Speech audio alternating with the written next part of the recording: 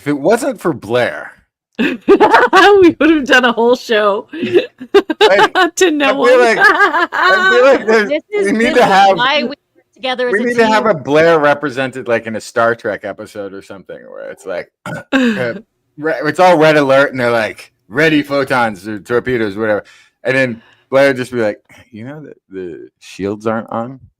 We don't have the shields up. Anybody? We don't. Oh, okay. Let's not get into this spaceship fight just yet. Let's put the shields on. You know that we don't have any photon blasters, lasers, missiles. It's more like the space parking brake is on. Yeah. So everybody, something's not working with the ship. I want you to know that we are a great team, and I'm so glad that we do this together. This is This Week in Science. Thank you for joining us for another Wednesday night episode. And if this is the time for you to be here now, you should tell your friends to be here now as well, because this is that time. We're starting the show. So bring the fun. Get everyone excited. We're going to talk about science. We're going to be happy. We're going to be up. We're going to be down. We're going to be serious. We're going to be funny. We're going to all the things, because it's human. And just like science, that is, we're a human endeavor. And like Kiki always not says, an AI endeavor, because don't be a mofo. Not a mofo, a Jomo or a FOMO. I tried to participate with the new words. Yeah. And don't go slow-mo. Right? Oh, there you go. Very good, Blair. Okay. If we were all in it together, we could have coordinated, but unfortunately, you're the only one who was time blocked there. And everyone, tell everyone to join us wherever you are, YouTube, Facebook, Twitch. This is the part of the show where I go, hey, this is edited out. And Rachel does something with this. And then we have the lovely podcast where we are very serious for the whole entire show. And she gets rid of anything that does not make sense. And that goes into the podcast. I appear very little in the actual published podcast for some reason. I keep meaning to talk to her about that, but I don't think I want to also know why. So maybe I've been avoiding it. Y'all can tell people to subscribe to the podcast and get the podcast as well, but we are here on these platforms, YouTube, Facebook, Twitch, and you can watch video live or later. It's time for the show. Do I need to say anything else?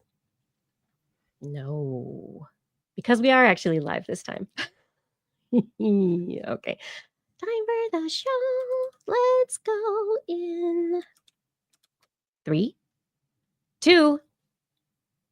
This is TWIS. This Week in Science, episode number 1027, recorded on Wednesday, August 27th, 2025. You can't retract good science.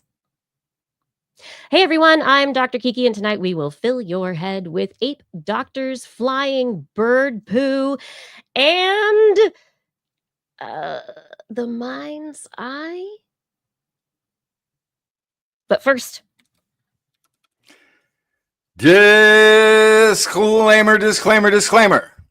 Although the sun is shining high above, there are shadows creeping in spite of all that we have learned from science, literature, history, and art. Like there is a madness growing in ignorance in the American heart. How freedoms are lost is how power is seized. And it's a long road back from enslavement to freed. So this book, that research, those ideas, every ban comes with a hidden cost, because knowledge is a form of freedom and a freed mind is never lost.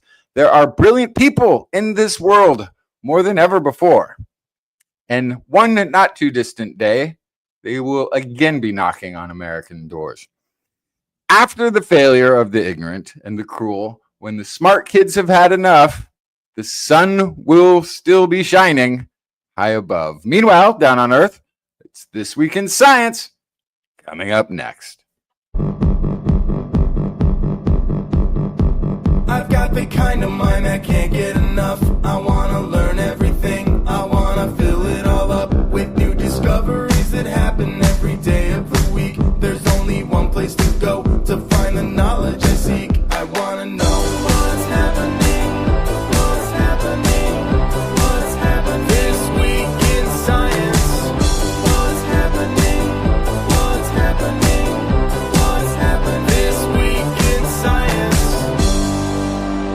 Good science to Kiki and Blair.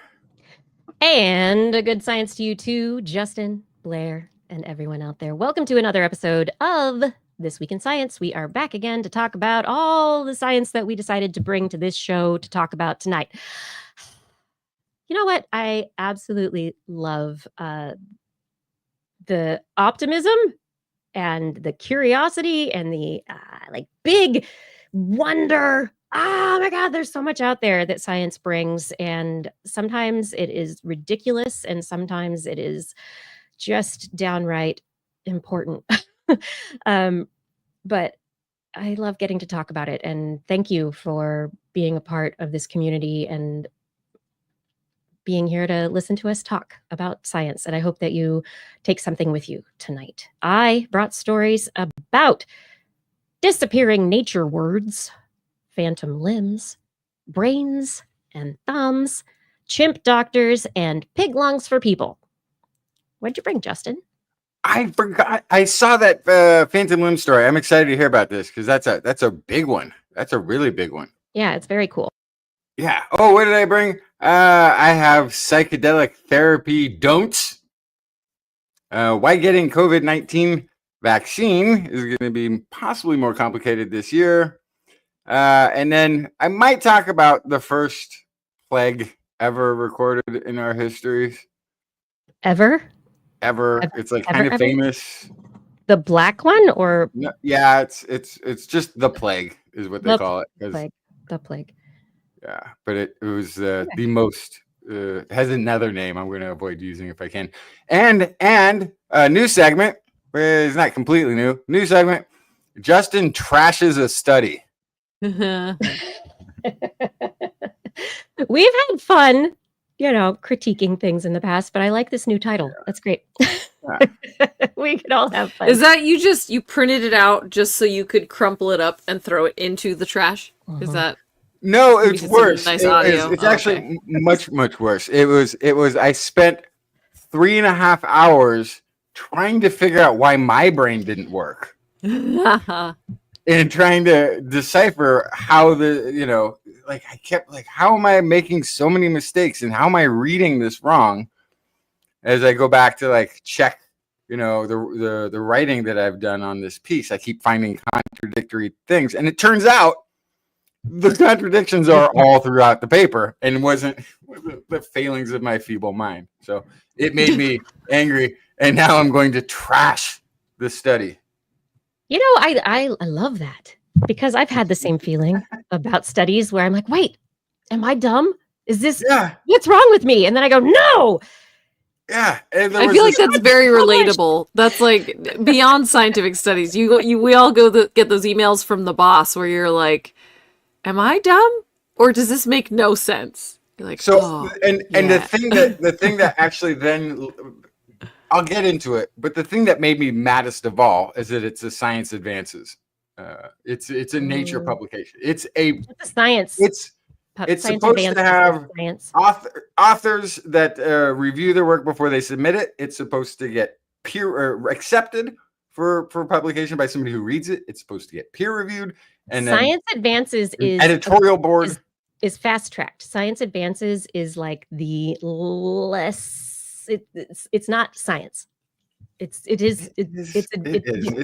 one of those that you should be proud of if you've been published. Totally. I think so. But Blair. Yes. What's in the animal corner? Oh, yeah, I brought things. I have a story about jumping spiders, can never turn them down. I have the aforementioned bird poop. Gotta bring a poop story. And then I have cane toads, which we've talked about just so many times on this show. And I'm very excited. Are they still there? New cane toads nudes. Yes! They still haven't gotten rid of the cane toads in Australia. How long have they had to fix that one problem? Since they were introduced. Yeah, almost 100 years ago. We're going to talk about it. Still can't fix it? Oh my gosh. All right, everyone. We have so many great stories for you tonight. And if you haven't by now, please subscribe to This Week in Science on whatever streaming platform, YouTube, Twitch, Facebook. that you find us on. We are live every Wednesday evening-ish, about 8 p.m. Pacific time-ish. And we also have a podcast. This episode is being edited by our wonderful editor, Rachel, who will put it into our podcast RSS feed for those of you who like to listen to things that are edited. So subscribe and share with your friends. And if you want to know more, head to TWIS.org and share with your friends. Now it's time for the science. Share with your friends. Okay. Have you heard of the Atlas or 3I comet since July-ish? I know. I haven't. No. It's not on my I have radar. not been hearing. I'm like in a space news deprived zone. Like, Oh, okay. Like longly, not even lately. Lately, longly, shortly. Well, I'm here to tell you about a comet that's not really a comet because we've been looking at it. Hubble looked at it.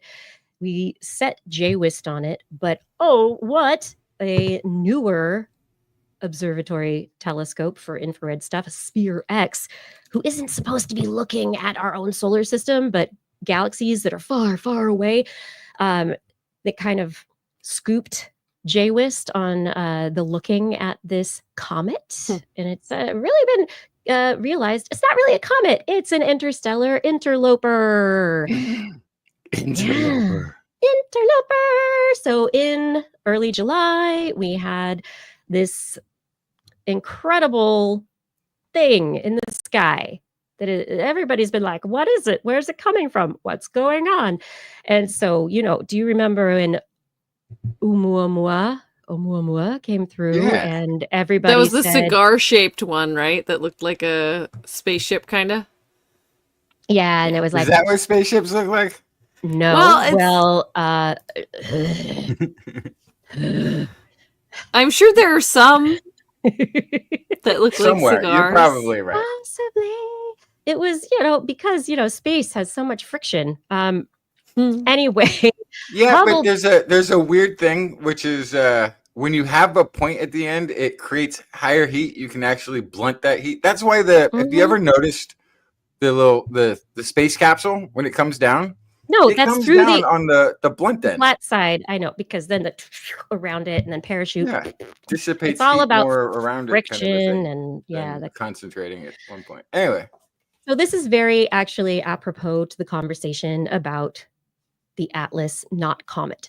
Researchers have taken a good look at the trajectory of this object and have determined that by looking at it, what they're able to say is that they couldn't really didn't have the normal comet tail, and they couldn't see a nucleus or a good coma. So they were like, what is this fluffy ball of stuff flying through the solar system? And so they're looking at it closer and closer. They were able to determine that it does not have a trajectory through the solar system, which is like any other object in the solar system. At first, they thought it might be a Keplerian object, that it might be coming from the Kepler disk. But what they have been able to determine is that, oh, no, it's coming in at a really weird off angle, and the speed and everything it's doing is just not normal for something that would be coming from the Kepler belt or from within the solar system. And so they have determined that it is from elsewhere. And they think it is from a very active area within the Milky Way of star birth, generation, a lot of stuff going on. It's not a spaceship. There probably are no aliens.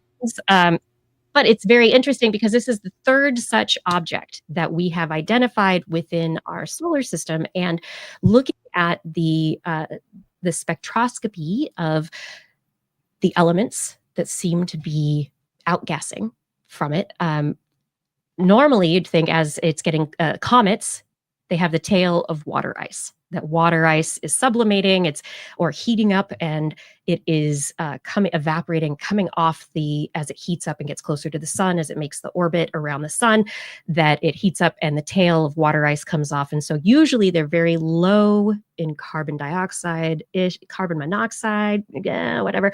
But water for comets from the Kepler belt are usually very high. Oumuamua was high in water, which was very interesting. But it did seem to be getting rid of a lot of that water as it went toward the sun and headed off on its interstellar journey. Then there was a second object that came through, and the second object is actually more similar to what we're seeing now with the Atlas. And the second object was low in carbon monoxide and kind of high in carbon dioxide coming off of it. And so there's a difference in the kind of the temperature of activation of carbon monoxide and carbon dioxide versus water. Water usually goes away first if it's an old thing.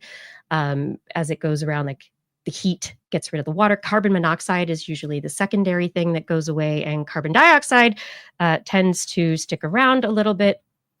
And so it's like the Three Bears story, actually, with these three objects that have come through our solar system so far. And we've also looked at them with the Hubble, JWST, and now the Sphere X, which are getting really good views of what's happening with these objects. So Oumuamua was about 100 meters across, eccentricity of 1.119, entrance speed of 26 kilometers per second. Borisov was the second, just under 1 kilometer in size, eccentricity of 3.36, entrance speed of 32 kilometers per second. 3i Atlas, 10 to 30 kilometers. Lots of uncertainties because, like I said, we haven't been able to get a really good view of it because it's not super defined. It has an eccentricity of 6.2 and an entrance speed of 58 kilometers per second with respect to the solar system. They think it came from the thick disk of the Milky Way. There is a really wonderful article on the Big Think by one of our favorite guests on the show and podcaster. What's Ethan Siegel? That's what his name is. Starts with a bang. Anyway, this latest Atlas has come through. It is, according to Sphere X and JWST. JWST got a much better look at it, but the data suggests that it is releasing a lot of carbon dioxide. And so carbon dioxide requires temperatures of about 100 Kelvin to sublimate. And this is about the distance from the sun to Saturn, where about 100 Kelvin are. And so water ice needs hundreds of Kelvin, and carbon monoxide and nitrogen go off earlier. Anyway, Comet Hartley, the second one, came through. It didn't have carbon monoxide. It spent a lot of time close to the sun, and it has emitted pretty much all of its carbon monoxide and water, and pretty much all that's left is carbon dioxide. And this suggests that also Atlas, it's like Hartley 2, it's fragmenting a bit. It's probably going to get rid of a bit of water, but basically it's like it's old, but it's not as old as things that have just been sitting in the Kepler belt. Oh, it's not. That's interesting. Yeah. Okay.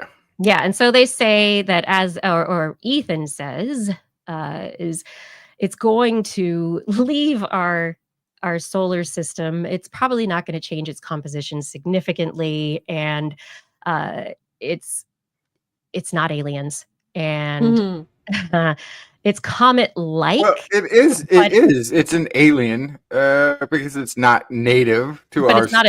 It's not a spaceship. It's not a spaceship. It's an interstellar interloper. It is. So I am curious about the "it's not as old" thing. I kind of assumed that anything that made a journey from another stellar system had to be older, probably, than stuff that was floating around in our solar system.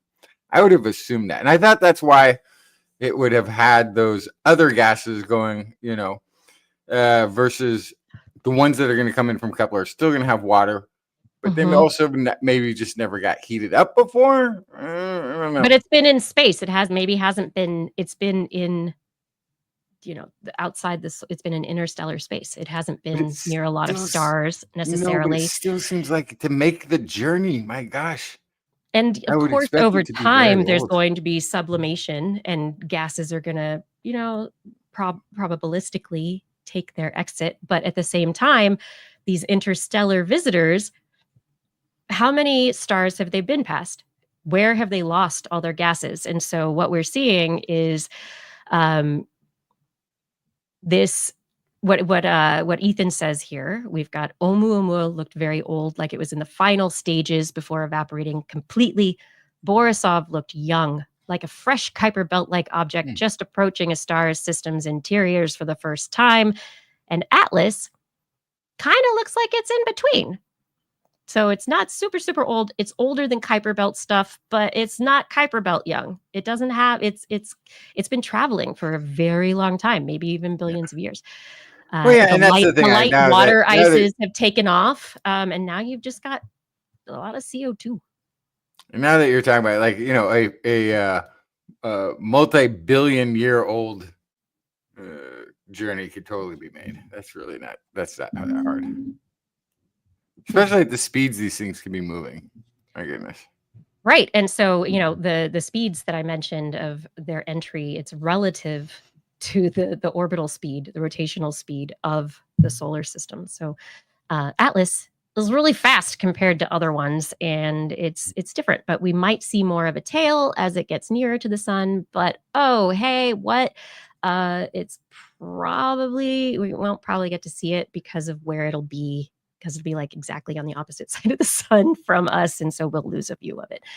But anyway, can't win everything.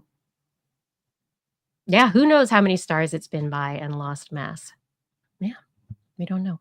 A lot of these images as well, it's infrared, so it's colder on the outside, hotter hotter on the inside. Yeah. Colder on the inside, hotter on the outside. Anyway. Fun stuff. Oh, hey, and SpaceX had a kind of successful Starship launch yesterday, suborbital. They didn't actually get out of orbit. Starship launched. It did not explode anywhere. It landed on the Indian Ocean and fell over and then blew up. Oh, no. It was supposed to. Okay, it was supposed to. Okay. It was supposed to land near a buoy to show that it had a homing ability to land within a target range. And then it was supposed to blow up? Well, it hit the water and there wasn't anything for it. There wasn't a landing pad and it just kind of went.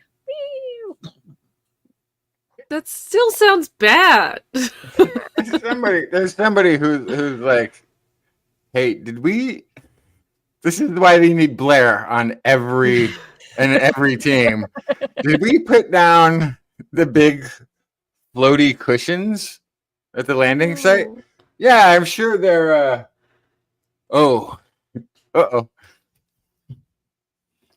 Nobody noticed because there was no Blair. Yeah, we have to remember though, this Starship Super Heavy, it's the biggest rocket ever launched. It's had a lot of issues. So far though, it's matching Falcon Heavy's launch number, but it blew up a lot of times.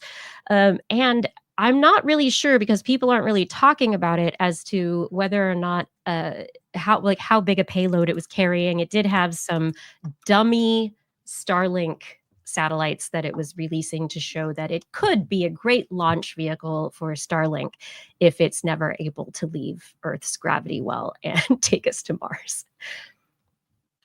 I'm not I think I've stopped being a happy cheerleader for a lot of these things now. I want it to work, but oh my god. There's another problem here, which is I just kind of Googled SpaceX launch to see what came up. and it's all successful flight, nails test flight, successful launch, nails critical 10th test, successful test of launch. Like, it's just like, sure, fine, but like, it was also suborbital. They didn't do like this is a rocket that's supposed to take people to Mars or the moon. And the richest person on the planet is behind this, and so like the news coverage, is it colored by that? I don't know, but that's just, that's interesting that's the narrative. Well, so just in general, like the science news space beat has always been positive, right? Whether it was the government or it's now this. I doubt that has anything to do with it. But I do kind of wish we were talking about, instead of the richest person on the planet trying to launch rockets, we were talking about the smartest person. Right. We have the smartest person who's in charge of launching rockets. That would seem like that would be the better preamble to who is in charge than the richest. But, that's not the planet we live on. Correct. Yeah, Listen, and we do know that the narrative. Go ahead.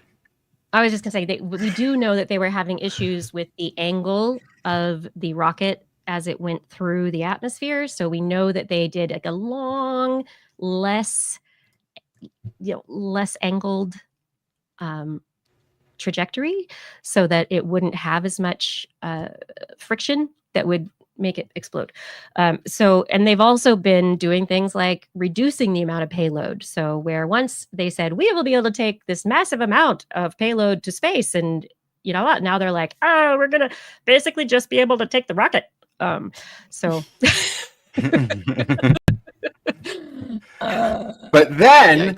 then we can send smaller rockets to the big rocket.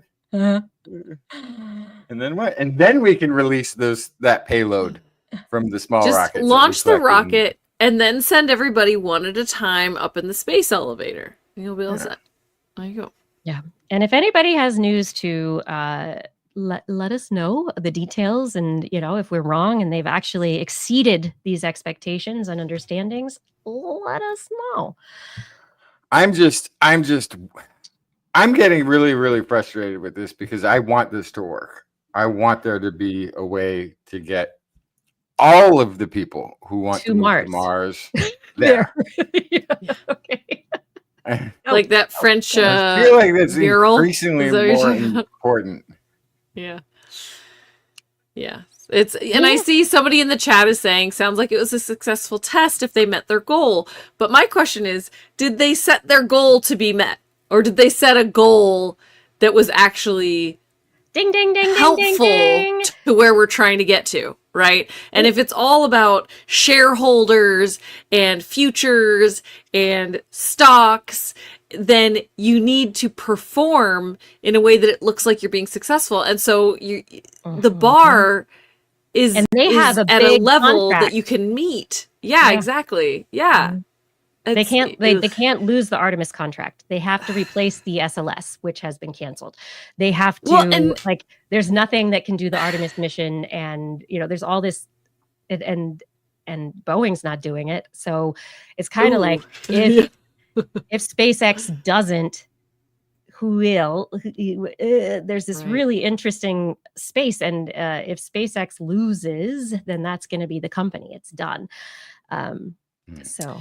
Very interesting. And what I was going to say to Justin's thing about like space coverage also always being kind of positive, I would actually argue, I'd say that a lot of like NASA coverage over the years, especially that we've talked about here, it's hopeful, it's optimistic, but it is certainly realistic. And when NASA messes up, or when something does not go as planned, there is a detailed postmortem that we discuss on the show, usually, about exactly what went wrong and how, or this went right in this way and this way and this way, but the rover crashed into the planet after it took its measurements, or whatever it is, right? Like there's always that conversation, because these are literal moonshots, right? This is like trying to do something that's never been done before. And so I think you need that objective view to be able to like properly be optimistic and hopeful to see what is realistic. I mean, right? to be fair, getting to the moon has been done before. And Yes, the fact yes. that they're not doing that yet. Come on. Right. Yes, they can't even leave the upper orbit yet. So, and this is the classic. The New Glenn rocket also did a great flight, but it's the recyclable boosters that keep being a problem. I don't know. We're doing great at launching rockets and putting satellites in orbit, but are we? So here's the difference. Also, here's another difference. Like when you have government running a thing, there's a lot of bureaucracy, and things can get budget bloated because everybody tries to take advantage of a government contract. Right? Do they? Like, yeah, it's extortion. When you have to contract out, it's usually a form of extortion. The government is bad at negotiating. However, the benefits of those programs are sort of for everyone. The other side is you get rid of all the bureaucracy, you streamline it, and you have a business-oriented model. And great, maybe that's fine, but it's only ever going to benefit a few. So like we've been launching stuff can be, is it really our stuff that's going up there? There are many, many engineers and incredible scientists who have been involved in the development of these new rockets and these new efforts. So regardless of what we may actually, be joking about or saying, criticizing the company and the way that they are approaching things, like you said, sometimes companies make promises and then they have to like make the ends meet. And that is not necessarily the problem or the fault of the employees. And there are incredible researchers, engineers, scientists who are involved in these efforts. And I have the pleasure to know some of them. And, getting to space, it is a moonshot. Getting us out there, it is a dream for so many, and it's hard. Let's do it, but not in a way that hurts all the other people. Anyway, Justin. Oh, okay. Are we? Should I do a story now? Yeah. Let's talk. Sorry. Tighten about. Okay, this is Australian psychology research paper. This is a warning, really, about psychedelic therapies. There's some fear from these psychology researchers that mental imagery in people with adding mental imagery to people with aphantasia, which I can't say, which is a weird thing. Aphantasia? Aphantasia. I think that's right. It's weird as I can say it if it's elephantasia, then it's not a problem. When I just say aphantasia, it's got an issue. So this is a kind of a strange condition. Actually, Kiki might have this. Do you have this? Have you ever been diagnosed with aphantasia? Diagnosed? No.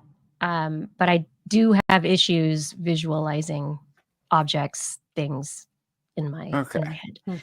So it's also known as very visual dreams. There's it's weird, but then you don't have it. Then I don't think you have it. No, if I try to think of an apple or I think of an action or do it, if I try and imagine it, it's this. It's like a concept. It's not an image. Yeah. So let me give you the full, because there might be degrees to it. This is aphantasia is known as blind mind's eye. People with aphantasia recall personal memories with fewer details and less vividness. Visual mental imagery is absent, completely gone. They cannot visualize objects, people, places, or memories, and they also recall personal memories with that less detail. Okay. Recent reports, including one published case study and one preprint, along with some anecdotal accounts, describe individuals with aphantasia gaining a new capacity to visualize after a single dose of ayahuasca or psilocybin. I knew it was going to be that. And these reports, anecdotal or case study, preprint, whatever, those all come with positive self-reported outcomes during and after the experience, including even up to a year post-experience follow-up, right? What they're kind of concerned about, though, in this sort of warning, is that one of the things that can become an issue is in psychiatric and neurological conditions are intrusive thoughts and memories. And sometimes these intrusive thoughts and memories or cravings or maladaptive daydreaming come with images. Unwanted images can be sort of that, intrusive thought, maybe image-based. And their previous research has shown that it's much lower in people with aphantasia. They don't have the intrusions because they don't have like a mental trauma intrusion thing that happens, right? So their warning is sort of that, you would want to maybe warn people at least that it's possible that they could have, some problems if they have like a PTSD, but they haven't had image control issues or even images. The PTSD may be hidden. Anxiety may be hidden. A major depression may be hidden. They may be hidden things because one of the therapies to combat all of those is largely focused on image control, where you're learning to control the imagery that you see in your mind so that it's less traumatic, I guess. So it sounds like a good thing because they also expand this to ketamine and LSD and some others. But those reports that they're talking about and psilocybin, the sort of one-off controls or what have you, one case study, they're usually going to be working in the opposite direction. They're usually reducing intrusive thought patterns because of the way that they're controlling the I guess the amygdala is the warning. Is that right? The amygdala is like the ancient warning system of the brain. But that's in like teeny tiny micro doses, right? Is when it's used for that. Is that what? Not necessarily. No. Yeah. You're talking about programmers who are playing around with drugs to I thought that rockets. Was like a lot of the studies that we've had on the show had to do with microdosing. Things like psilocybin and LSD to remove intrusive thoughts and things like that. Yeah, but I would take a full. There's no therapeutically there are treatments that involve therapeutic doses, and that's what they're looking at. Yeah, that's what they're looking at. Well, I thought it was interesting. I mean, I get why they're doing this warning. It's because this is a thing that they've studied, both the condition and then the fear is that these people may not want to be given. Sort of reminds me of the if you could take a pill that would make you autistic thing we were talking about. Would you do it? Like if there could be a pill that could make somebody autistic lose many of the symptoms, would that affect their personality, sort of a thing? Right. I think we should all try each other's perspectives. Their sort of fear here is temporarily, right? That's the fear, right? Is that it would, but that it would not be temporary, right? Because if it's not temporary, then you're stuck with it, and you then after the fact have to decide if you want your mind's eye open, if you want all these images. Maybe you don't like having images. Maybe you do. I don't know. If you've never daydreamed about something terrible happening to people that are around you in the middle of the day, and then that suddenly happens, how terrifying.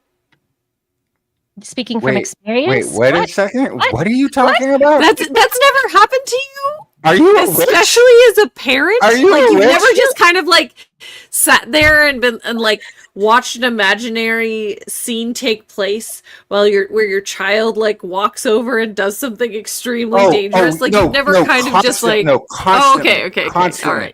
All right. 100% constantly. And then, but wait, the way you said it made it sound like then it happened, like you had manifested it in a board meeting, like you think something terrible about somebody. I meant if you've never had that experience with the daydream, right? And then all of a sudden you have your first daydream of that nature. That would be terrifying and terrible, and you'd want to turn it back off, right? Yeah. But as a parent, like I've had that almost every way in which my child could die within the home. Oh yeah, I push the stroller, and I just somehow imagine the stroller like hopping a fence and landing into a body of water, just like. Maybe will this float? And the next thing you know, you see Blair with the pontoons on the side of the stroller. What's going on, Blair? Oh, I'm not ready for anything. Never can be too safe. Moms, you all need the Land, Air, Water Stroller, invented by Blair. Arlenor says, Justin, I am autistic. Careful. Oh, yeah, we're not making fun of anybody. But the question was, if you didn't catch the story last time, it was they may have a drug that can that they're working on, and it's like mice or something. But one day may be ready that could reverse the symptoms, not the whole thing, but at least some of the behavioral symptoms of autism. And Blair was making the argument that would anybody want to take that if you're totally happy being who you are, and how much does that change somebody's personality? And are we talking about changing a person more than just a medical need at that point? Mm-hmm. And then the question is, well, as long as it's or the point I guess we were hoping that it could come to is that it would be temporary. So you could kind of try it on, as opposed to. So, but regardless of trying things on or not, this study particularly is saying that psychedelics, ayahuasca, and mushrooms for people who are autistic or who have PTSD potentially can allow for visual if you're aphantastic. Elephantasia. Aphantasia. If you're aphantasic, it kind of takes that away. And so suddenly you are able to visualize things that may be problematic that you couldn't visualize before. Or maybe if it's used in therapy, it could be great because you can see it as opposed to just conceptualize it for the first time.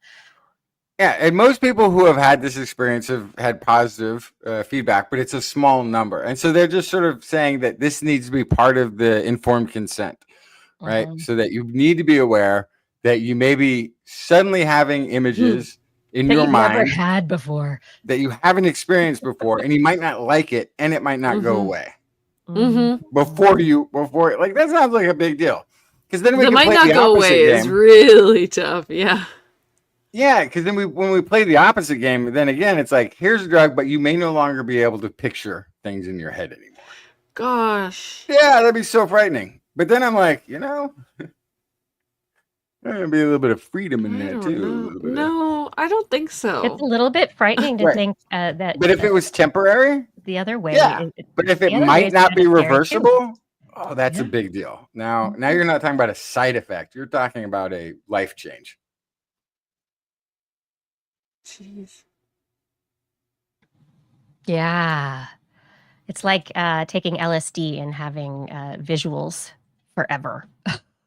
Yikes. Ever and ever and ever. That was a fear back in the 70s, Oh, they made up so many things that were just making up stuff about that drug and about others. I'd love to know something that they haven't made up about jumping spiders. Oh, sure. Well, this is a study. Actually, I found an article written by a young whippersnapper named Justin Jackson. But so you can help me out with this. But I had to bring it because it's all about jumping spiders and their preferences in mating and how they may accidentally hybridize themselves to extinction. Uh-oh. Yikes. Yeah, so this is about 2 different species of jumping spiders. They are some of them kind of have a larger tendency to be a bright red than others. And basically it boils down to the fact that the females of both species of jumping spiders prefer red colored males. And so they will often hybridize because they are preferring this male that is of another species because he's flashier and prettier and of a preferred color. And so they did a whole test in the lab around this, which I really liked the kind of the design of, which included having females acclimate to a male for 5 minutes, and then they had 15 minutes of free interaction, and then they either ended in copulation or cannibalism, as spider situations often do, and they measured body mass after the trial, also so to here's one see question if there was I an had, insemination. actually. Yes. Here's one question I had that I didn't get answered when I was looking at the study. Like, some of them ended in cannibalization, well, but then they weighed them. Like, we shouldn't weigh them? They weighed them to see if there was insemination. That would be my assumption, right? Is that you want to see if there's a transfer of material from the male to the female, right? Because was the copulation successful ultimately? Yeah. Because if the copulation is successful, then that would result in a hybrid offspring. If they were just kind of flirting, then you don't have to worry about it, right? I have no idea. Yeah. So, both species, the females preferred the males that were more likely to be red. They both, about 3/4 of them preferred the red colored males versus about 1/4 of the non-red colored males. And then they even painted them, which I really like. When they painted the non-red males red, it increased their mating success to almost 50%. And then when they painted the red spiders brown, they were at about 11% success. So they went down from like a 75% to 11%. So it was all about the color red. Although I thought it was also interesting when they painted the red spiders red, they dropped. They went down to like that same 50%. So the red paint wasn't as good as the natural. Yes, that's also true. So they're looking for all natural red spiders. And so this is part of this. Go ahead. I was going to say, it begs the question of what is the red that the spiders are seeing? Is it just red? Are there ultraviolet components? Is there, what are all the frequency components that the red is? That is a great question. Is the red somehow linked to another fitness measure? We don't know. Is it linked via a previous ancestral situation where there was an indication of something that is no longer valid? Is it something that is associated with a chromosome that is also associated with something important, right? There's a bunch of different reasons that they could be focusing on red. But ultimately, because of this kind of like runaway association, it's possible that in the wild, this could lead to a complete species extinction via hybridization, which sounds scary. But part of the reason I wanted to bring this story was this is how nature works. So unless something that we are doing is somehow artificially putting kind of the thumb on the scale in some way, like if we are accidentally turning this one species of spiders red, which I do not think is happening, or if we are pushing these two species to cover the same habitat, which has not previously been the case, I don't believe that is happening. But if humans were doing something to push this selection to happen, then we could say, this is bad. However, this kind of stuff happens all the time and has happened all the time throughout evolutionary history. Sometimes for a reason, like we were talking about, there could be a fitness measure related, sometimes for no reason at all. Mutations are random, selection can be random. And so this could be us observing, because in this exact timestamp, we are observing this phenomenon, something that has happened thousands, if not millions of times over evolution. evolutionary past, right? That there has been a hybridization to extinction of a species naturally in the wild. And so that's Like why I wanted to bring it Neanderthals. up. Exactly. Yeah, exactly. Like Neanderthals, is that like Yeah. this is a normal phenomenon in natural selection. So, the kind of the framing of it does make it sound scary, like, oh no, this jumping spider might go extinct. But animals did go extinct before humans. Not at the same rate, but they did. Yeah, it's worth thinking about what is happening. I think, my bringing up the red and the people putting red on it, because in ecology and ethological studies, we have this idea of a stimulus, right? And a response to that stimulus. And when you have something like the red dot on the side of a seagull, their beak, it's called a supernormal stimulus. And you can make that red. It doesn't matter who does. If you put lipstick on it that's more red, that's just a bigger red spot for the babies to poke at to say, press button, get food. And it's supernormal stimulus is high heels and red lipstick or red Ferraris, and I keep going to like red things because it's just easy and whatever as a supernormal example. But in this situation where, just like you mentioned, it went down, when we put red on it, we understand that red is not it is a stimulus, but it is not the supernormal stimulus. It is something else that they actually got in the way of. So this idea of hybridization, I think, is very interesting. And when hybridization happens, it's not extinction. It's just evolution and the mixing of zeros and ones. Right. Like, yes. We've come to understand, I've got a little bit of Neanderthal in me. What? They didn't go away. I still carry it, or whatever. Like, yeah, the redhead genes, speaking of red, are Neanderthal, right? So you're right.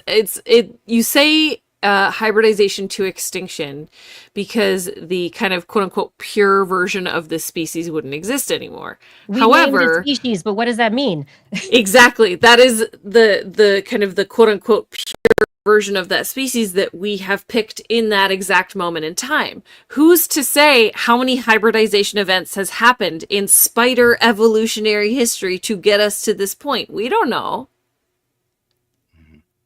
So, And the other part of it is, how did the brown males get started? And it could be pretty interesting history, right? Maybe a giant, maybe it was younger Dryas, or a dusty time, or even a frozen time when the surface of everything changed colors, and it happened to be the brown ones still managed to blend into the ground, but the red ones stood out, and so they were getting predated upon, to the point where the browns took over, and that was the selection process that made it so the brown ones, because these are in very disparate areas. They're some are up there in Washington and Canada, some are in the Four Corners region that are brown, and they're separated, and in between them is all of these red ones.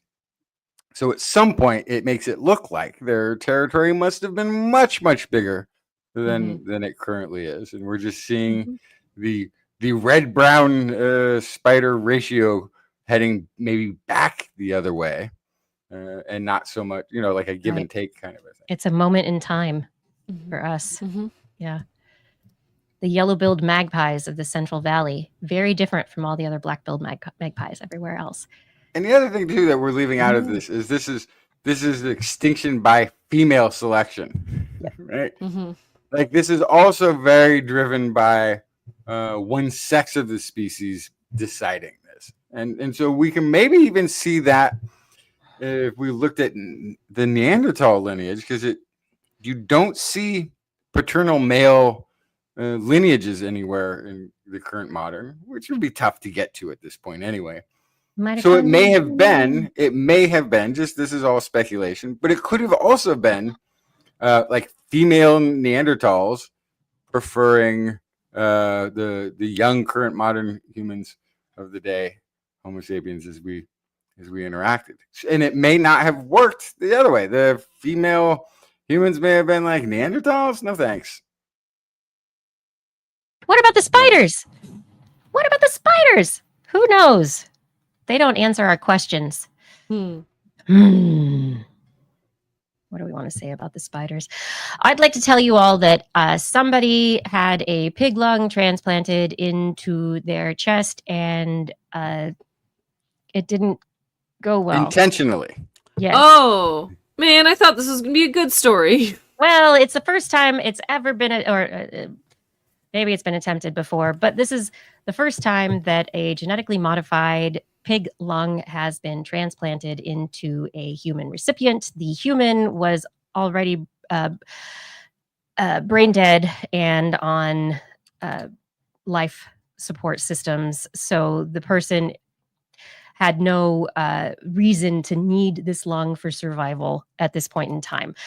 It was attempted to test the idea of being able to transplant pig lungs into people and figure out what kind of xenotransplantation issues there might be.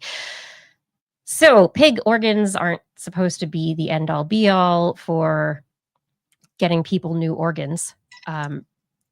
And they didn't expect this to go completely 100% well and to keep this person alive beyond this experiment. But what they did learn is that this Bama miniature pig, it had 6 CRISPR gene edits that are focused on minimizing immune system responses in a recipient.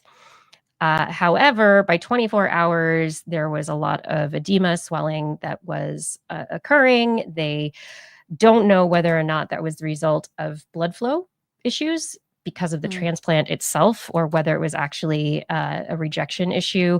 They also found that there was 3 and 6 days later antibody-mediated rejection that they saw, and they say that it was primary graft dysfunction. And so this occurred, and this is the leading cause of death in lung transplant patients. And they saw that they were able to keep it going, and some recovery was taking place by day 9, but that was the end of their experiment, and so they didn't follow it any further.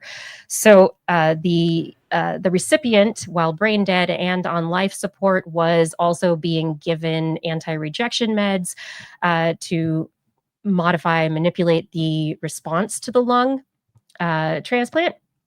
And there is, though, the factor that this person was on life support the entire time, so they don't actually know if the lung was functional at all. So this is kind of just a test. It was kind of just a test of, can we put it in there and what happens?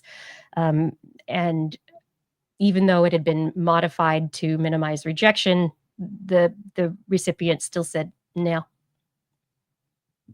Wow, that's really interesting. So I guess, what is like a normal human to human lung transplant success rate? Is it decent? For lung transplants, I am actually not sure. I think that's a really good question. Because that sounds like really difficult. That sounds like a tough transplant to succeed with, even in the best circumstances. But the other thing I think is really interesting is, maybe this is a duh, but like, it didn't occur to me that you could like donate your body to science before you're dead. That's what the whole organ donation driver's license thing is, Blair. No, I thought that was if you were dead. Right. But you're not dead. You say it's okay, and if you die, then they take your organs. Right, but in this case, the person was alive. They were brain dead, and they were on. Oh, they needed it.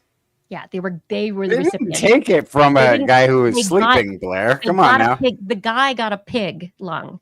No, I understand that, but I'm saying it sounded like the patient who received the pig lung was already brain dead and on life support permanently. Yes. Right? So that person somehow indicated, you can do science on my body before I am dead. Yeah, that's it. Maybe. Okay, Which that's is an interesting point. different Or the than family being an said, organ donor. Right, but that's still something that is completely different from saying I want to donate my body to science. And that's a huge benefit to Actually, Blair, scientific thank you advances. for pointing this out, because I also would like to point out that I have the standing do not unplug order. Even if I'm in the deepest and darkest of comas and have shown no response, I'm in here, I'm fine, didn't need any of you anyway. Just keep my body However- going. I'd like it. I However- want to stay quiet. Do not put any pig parts in me unless absolutely necessary. Oh, sure. So, and Arlen Lore in the chat is saying brain dead is dead. So I understand what you're saying. However, legally, that is not true. What Right? state do you live in? It might be. Brain dead is America has a lot of different laws depending on where this happens. brain dead is usually if you unplug life support, the brain is no longer going to keep activity going to keep the heart and the lungs moving. And so the life support keeps the respiratory and cardiovascular system going. And that keeps you alive and keeps fluids going, but your brain is not making the electrical activity to control anything. Right. So But technically, my if you're understanding unplugged, is that, like, you're gone. yes. Right.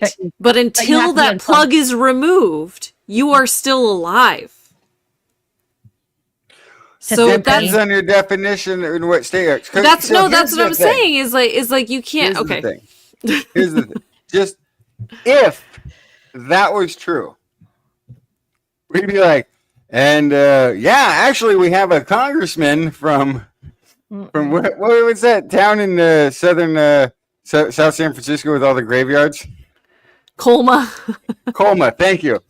We have a new congressman from Colma because the on life support population there who have not been interred but have been managed to keep themselves. Okay, but Justin, plugged in, you're making a joke. now But exceeds the minimum requirement for having their own congressperson. We have the technology to have this everywhere. We And do. it's But not like Justin, people are that's getting not far off from something that murdered. actually happened recently when a congressperson was missing and it turned out they had been in a nursing home for months and unable to care for themselves.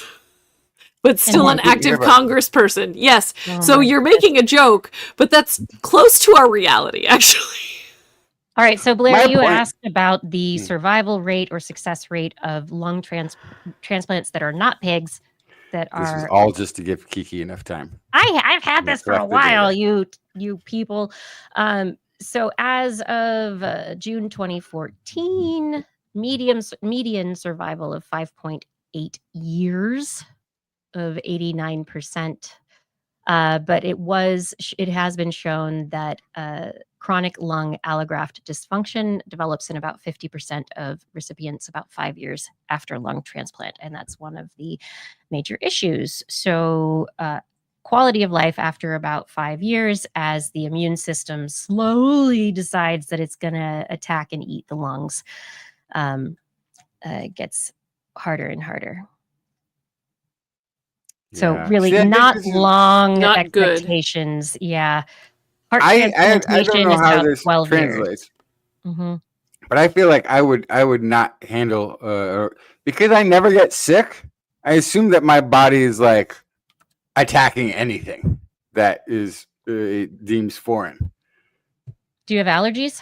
No, nothing. Okay, so that's indicative of not necessarily attacking anything that's foreign.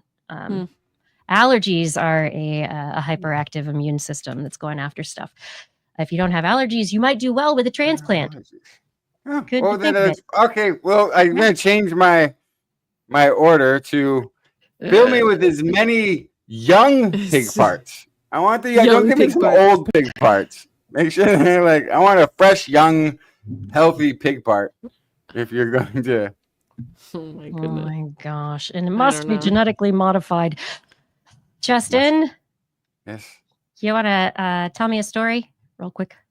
Oh, what does it say that I got there? Oh, so this is just a fun one. the COVID-19 shots that we are used to just going into like the Mhm. local pharmacy or whatever and getting, there's a big question about whether those are going to be available because the new health secretary, Yeah. R. F. Kennedy, fired every member of an advisory committee on immunization practices Chill. earlier this year, Yeah. ASIP, and basically for insurance companies pretty much base whether or not they pay for something by whether or not it was recommended by ASIP. Actually, 19 states have laws and regulations that only let pharmacists administer vaccines recommended by ASIP. So there's states where, because it doesn't have a recommendation, they're like, we'll get rid of it. We don't. There's nothing to recommend. There's no one to recommend. There's nothing there anymore. So no more vaccines because no one's recommending. yeah, Is that the bottom line? it's kind of what it's sounding like, right? And I finally, I think, understand the anti-vaxxers. I finally get it. Like, it took me this long. It's about who you trust. And I trusted that panel. And I trusted research. And I trusted doctors and everything. So if they all made the vaccine, looked at it, tested it, approved it, by the, I would feel very comfortable taking it. However, if our Francis Kennedy Jr. his team comes up with their version of a vaccine, would I take it? Hell no! You can't trust those things. God knows what they put into them. I get it now. Like, not supported by science? What? Yeah. I Ground like up crystals and swamp water in there. I like the science version, and I'm not going to be a big fan of the woo-woo version of what they're calling a vaccine. Raw meat and raw milk in there, for sure. Yeah. So now I get it. Now I understand what it would be like, finally, to not trust health advisory information from your own government. Yeah, from your own government. I get it now. It took this extreme change for me to be like, yeah, I would probably be an anti-vaxxer. I probably, when they come up with the nonsense that they're going to come up with, that they're going to try to get people to take, I think I'm going to abstain from it. I'm pretty sure. You might not have to worry about the COVID vaccine because they might just be like getting rid of it this year anyway, so it might not be an issue in a couple of months. So keep an eye on. Why not bring it back? It was so fun the first time. Nothing went wrong. Economy was good. Everybody survived. It was fine. Yeah. Speaking of medicine and trusting your friends, Blair, you've talked previously about chimpanzees putting insects in their wounds, and there is a new paper out. Just published in Scientific Reports, and it's the first insights of insect applications to open wounds by chimpanzees in the wilds in East Africa. So the Ngogo chimpanzee population in Kibale National Park, Uganda, there were 6 individuals, super large sample size, between November 2021 and July 2022. They were observed, 3 males, 3 females, putting flying insects in their wounds. Mostly they were taking the insects and grabbing them and then putting them in their mouths and then taking them and either applying them with their fingers or toes or their mouth to their own wounds. There was one observance of the application to another individual in the group.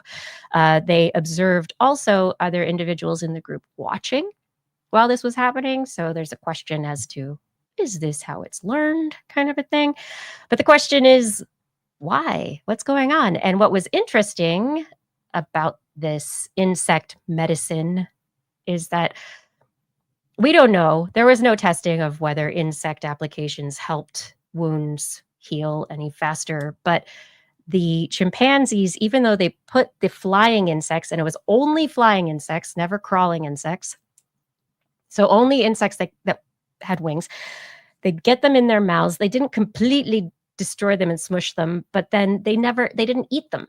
After they used them, they would mess around with them a little bit, maybe, and then they'd discard them like a Band-Aid or something. So they were not food. It wasn't a toy. I mean, it was maybe a toy. Yeah, no idea, but this is another observance of this behavior in a separate population of chimpanzees. And so, it's really starting to question, the where and why this behavior came up. Why these flying insects? Why not others? What's going on here? Why don't they eat them? And is there learning that's happening? We don't know. They don't know anything. The only way to find out, next time you have a cut, stick a bug in flying it. insect in there. Just kidding, don't do that. Put a bug in it. Oh my God. First, gather a bunch of them, put them in the blender, make a nice paste, then put that on the wound. Just kidding. Delicious. Oh my God. This is This Week in Science. Thank you so much for joining us this evening. I am going to ask you right now to please share TWIS with your friends if you enjoy it. Head over to twis.org if you are interested in our show notes. Additionally, you can click on the Patreon link if you'd like to help support the show, the Zazzle link if you'd like some really cool TWIS merchandise, help support the show so that we can keep paying our bills here. It would be really great. And we thank you so much for your support. We really can't do it without you. Really can't. I mean, we could, but it would be like just the three of us talking. And I don't know how. I don't know. You're the best, everybody. Thank you for being here. Thank you for your support. You know what it is right now? It's that time in the show where we like to say it's time for Blair's Animal Corner. She loves our creatures, great and small. Biped, millipede, no pet at all. You want to hear about animals? She's your girl. Except for giant pandas and squirrels. There's Animal Corner. What you got, Blair? Thank you so much for asking. I want to talk about, what should we do first? Cane toads. So, cane toads, also known as marine toads, they were introduced to Australia in 1935. They were introduced to various islands in the Caribbean around the same time, and in Oceania, like in Hawaii, for example. And they were brought into all these places to eat cane beetles. And guess what? They ate everything but. They like other things. Yeah. And so they have been just a complete nuisance. They have wreaked havoc on all of these different islands, but definitely Australia has done a lot to try to remove all of these cane toads. They're excellent at eating and reproducing, and they are just overrunning all of Australia. So pretty funny that in a space where there is just so many terrifying animals that you could run into, the cane toad is the big problem. Which, if you've never seen one, they're not as big as a bullfrog, but they're pretty sizable. They're bigger than a softball, probably. They look cranky. Yeah, they're very funny. They're funny. A lot of people really enjoy them, but yeah, they're not nice. No, and the other problem is that they can eat small rodents, they can eat lizards, they can eat other frogs, but also, no, not your cat. Australia would love it if they ate cats. Birds. Cats are a huge problem there. But the other problem is that lots of animals try to eat them, like birds, and they have a very particular poison that they secrete from their parotid gland, which is behind their eyes there. And so, because they are not from Australia, the animals that might eat them have not co-evolved with that poison. And so it pretty much kills them. And so not only are they just kind of like eating all animals out of house and home, but any predators that try to eat them will get sick and or die. And so they have just caused this huge problem. Well, researchers have just now stumbled onto potentially a solution to this problem, and that's through gene editing. And so specifically, they're using CRISPR-Cas9 to delete part of their DNA to prevent them from metamorphosing. So frogs, of course, start as tadpoles, and then they metamorphize. O's. They turn into a frog. Change. They change. And so if they don't do that, then you're stuck with a bunch of tadpoles. Now, sure, that's a problem for a bunch of reasons, like they can't leave a water source. They're stuck. They may or may not be able to reproduce as tadpoles. But the other thing is that they are cannibals when they are tadpoles. And so if you have a few tadpoles that are forever tadpoles, they call them Peter Pan tadpoles, never grew up, then they will just sit there in this body of water and eat and eat and eat the other tadpoles. Well, they'll eat each other, and then they'll just be left and not able to grow up and have babies. Correct. And so it should Correct. reduce the population. But because they're cannibals, they'll also eat and eat and eat everything and never grow up into the parts of the life cycle that eat less. Right. And also, they will not grow up to then mate and pass that mutation along. And that is the real problem here, is that right now you'd have to take a fertilized egg and a glass needle with a Cas9 mixture, inject it into that egg, and then put it back into the water. So obviously you can't do that to fix all of the cane toad problems. This is really just this is a key to a piece of a puzzle. Like, how can you make this work? It would have to be kind of like the mosquito gene drive. Mm-hmm. But they're not doing that because it's the wrong part of the life cycle. But Right. So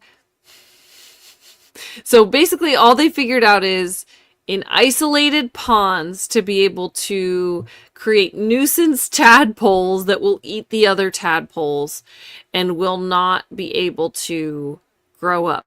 Essentially, that also sterilizes them so that they don't have an ecological risk. They can't have this run away into another species or into, all of the cane toads are like this now, which would be fine. It's Australia. It's a island. That's not an issue. But if cane toads happen to interbreed with other native toads, you don't want it to be like, they're forever tadpoles too. Yeah, that would be bad. But so they kind of have a start-stop here. A brand new approach to taking care of an invasive species that goes through a metamorphosis by stopping it from doing that metamorphosis through gene editing. The other thing about it is that at the same time, they were able to make them albino as well, so you can visually see which ones are edited and which ones are not. So that's very cool. But the other thing is that they are not great collector's toad. Yes, absolutely. They are not technically mutants. They are not technically genetically modified under Australian law because all they did is make a single deletion that prevented them from metamorphosing. They did not change a trait. It could have been natural. Yeah. So they're not genetically modified. They just deleted something. So hang on. I'm sorry because I know I missed part of this. How do they get a grown-up toad? They don't, and so that's the problem. Because it would be like the mosquito stuff. No, because the mosquitoes Well, they try and Well, you put all the sterile males or females in, and then hopefully okay. the babies are sterile or like they never grow up Okay. there. And then Right. because you Yes. put so many of the not mutant mutants into the population, that it messes up the reproductive dynamics. And you have, Yeah. and you just have to keep doing it over and over again until you just have a bunch of cannibalistic tadpoles. Yeah. That's tough, Yeah, 'cause so that sounds like a lot Professor of one-off. Emeritus, Professor Emeritus Rick Shine, who led the team behind this idea, he says, I would be astonished if we could actually eradicate toads using the kinds of methods we're talking about, but I think we could massively knock down their numbers and make them a relatively scarce animal. So he doesn't think you can completely remove the cane toad by doing this, but he does think you could impact the numbers. I want to hear what the strategy for making the edits would be, because as it stands right now, taking a glass needle to a specific egg in a clutch of 30,000 is not going to help. Yeah. So I don't know. You'd have to find a way to just like squirt it in the pond and have it infuse into the egg somehow, right? Or like what they do with mosquitoes is they have the lab bred sterile mosquitoes that then they release into the natural area, and they release so many of them that they get in the way of normal breeding practices, so that the males and females, they think that they've done the deed, but they haven't. And so then there's no babies born. But see, I think it's gonna be a tough pill to swallow for the Australian government to say, I'm going to release thousands of toads. I'm not arguing that. I'm having a hard time understanding why you would do that versus just like your version of it, Kiki, with mosquitoes, just sterile toads. Why? At what point is it at all different?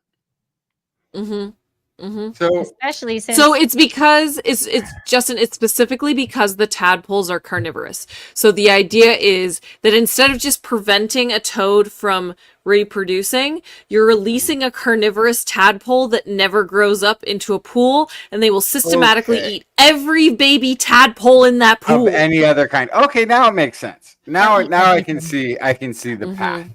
Okay, that makes sense. I thought it just made him stuck him at tadpole. Oh yeah. They do that, but they also, they stay there much longer than they're supposed to be before they die, and then they get to eat all the carnivorous. I really cousins. need an as long Australian. As they only eat other tadpoles. I really need because now we're like major fish lake decline because of carnivorous tadpoles is decimating the fishing. Go ahead, Kiki. I can see you're having a fit. Somebody quick, get her an EpiPen. All these words, but seriously, Australian horror movie, tadpole. Yes. And all it is a gets pond. bigger and bigger. The dog goes out to the pond. Yeah, like what happened to Fluffy? I don't know. It's just the toad pond. What? Tadpole. Swallow the dog to eat the cat, to catch the mouse that ate the fly. Did you have another perhaps she'll die. Yes, yeah. You want to talk about bird poop? So I originally read this the headline for this article, and I went, duh. Okay, so I have to explain my thought process. Seabirds only poop while flying, researchers observe. I said, duh. But I realized what my brain did. My brain turned it backwards in that, generally speaking, seabirds poop while flying, and non-seabirds, things like pigeons or perching birds, don't. Okay? Right before, and so...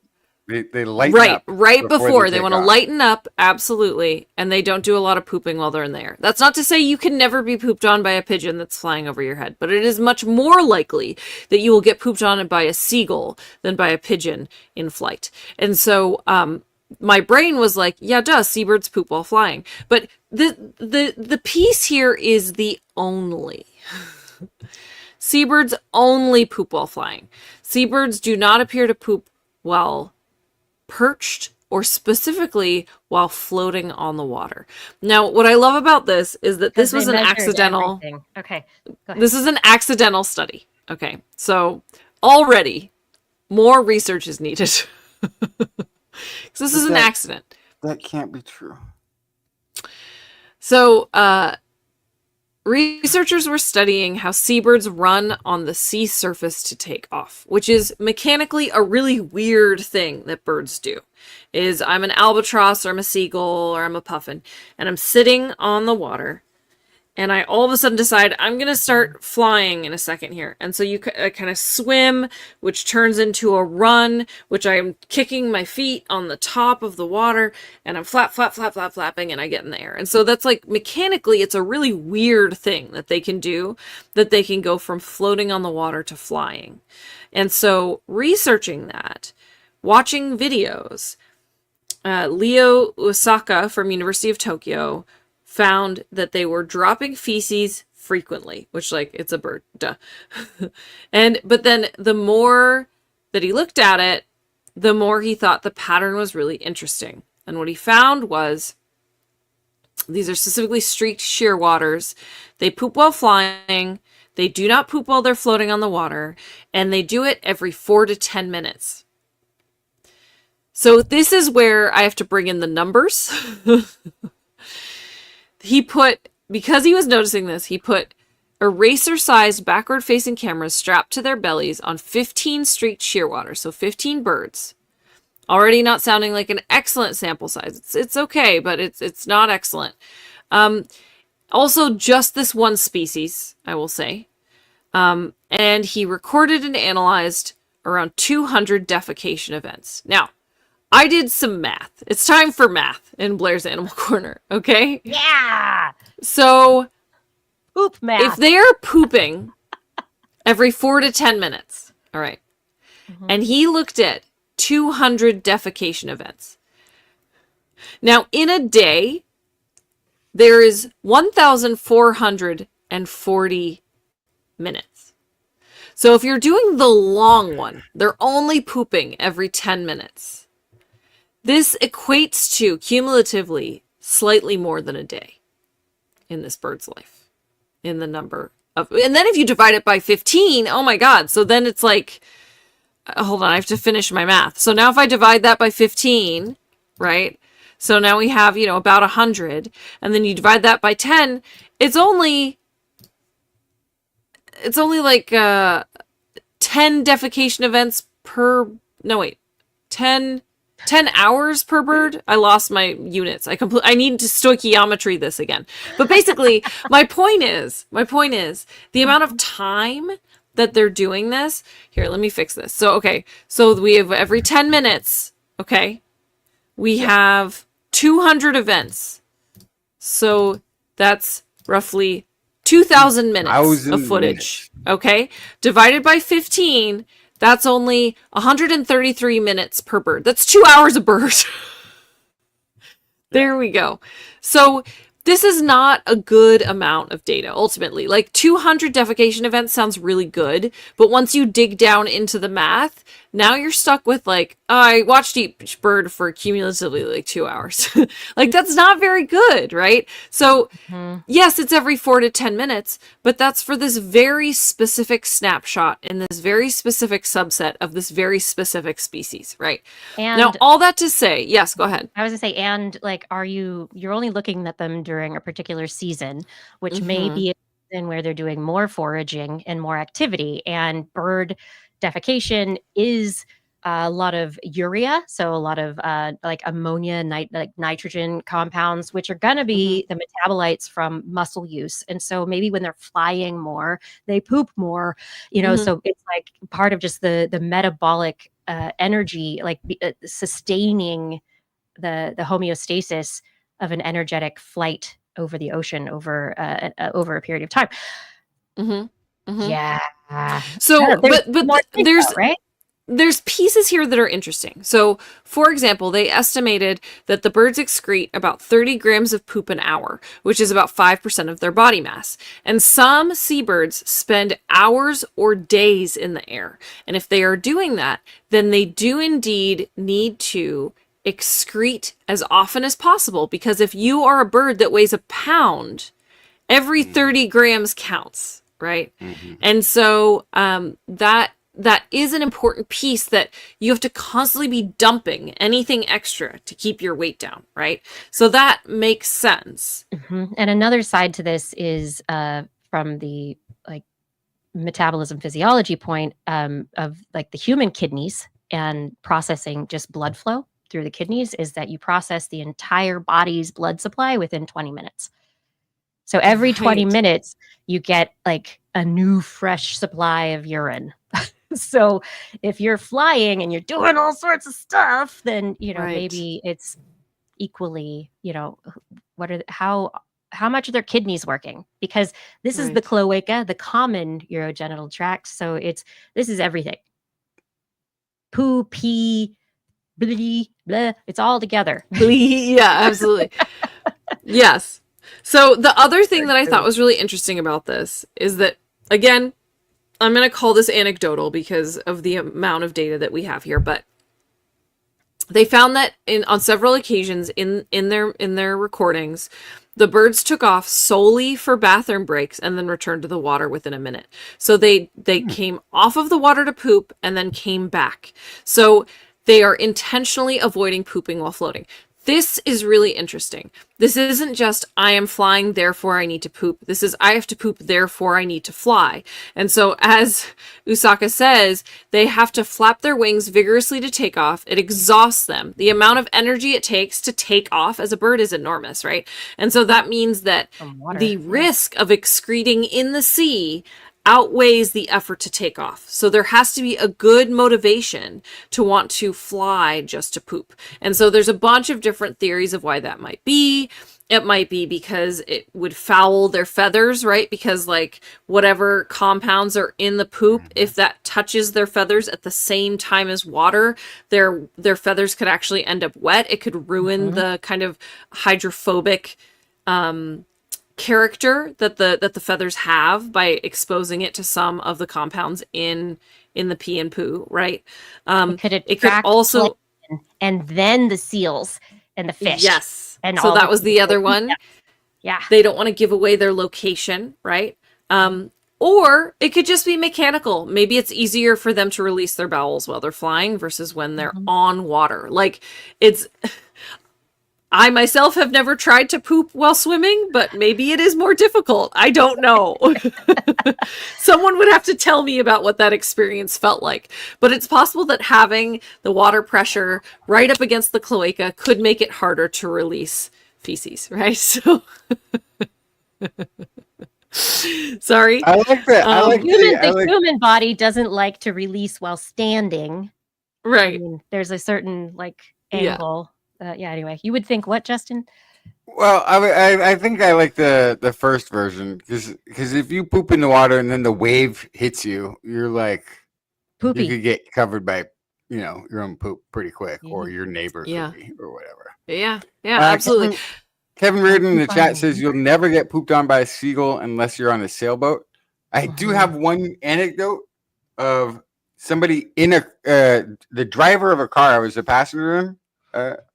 Getting pooped on by a seagull in the car because apparently the poop was coming down at a trajectory that just matched the open window. God, and, that's and terrible. I was like, that's really lucky. He's like, no, this doesn't feel like luck. Well, if they're doing it every 4 to 10 minutes, it's not very lucky, is it? It happens a lot. But yeah, so ultimately, like, why do we care? I always like to ask that question. Why do we care how often birds are pooping? Why do we care how they poop? Well, there's a lot of research on how bird poop and other animal poop helps enrich soil. There's not a lot of research on how bird poop and other poop enriches the ocean. And in the case of birds, that's bringing stuff directly from land into the ocean. It's helping to fertilize kind of the phytoplankton and the stuff we were talking about. So it is important for their habitat to know kind of like how that works. But it's also, it is really important to know, like, behaviorally, if they need to do certain things to survive, and defecation is part of survival. So next steps they suggest for this study are to use cameras or temperature sensors with longer battery life. I'm guessing that's why they only had 200 defecation events. They want to combine it with GPS to map the seabirds to look at where they are releasing their droppings in the sea. They could even then measure certain nitrogen, phosphorus, other levels in areas that are high defecation areas, see if that kind of correlates. You could see what kind of species are in those areas where birds are pooping more. There's lots that you could do to kind of explore this a little bit more. So that is a big point too, because if they didn't do this, they would have died off. Maybe there have been studies that I don't know if you brought it or I brought it, but we talked about it at some point about an ecosystem where that was completely dependent on the birds of the island pooping over the water, because the reefs and the fish and the whole ecosystem there needed that to grow. And that was also the food that the birds were then eating, as they would go and get the top of that food chain, which was the fish. And if they were doing all of their pooping on the island, then there wouldn't be the fish population there for them to eat, and they would have died off, and they wouldn't be birds on that island or fish surrounding that island, right?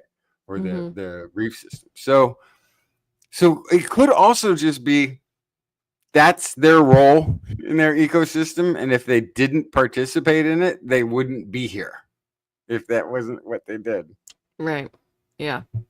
The reason we see seagulls today. Seagulls are so widespread, though. I mean, we have seagulls that use Mono Lake as breeding ground, Salt Lake, the Great Salt Lake. We've got like seagulls that you find inland, because seagulls is a misnomer. They're gulls. Gulls that end up over the sheer waters are coastal, like ocean going birds, but not all birds are going to be the same. And we obviously have a lot of poop covered rocks that suggest there's a lot of birds that poop on rocks as well. So the whole thing is an interesting very fair point. Yeah. Who poops there and why?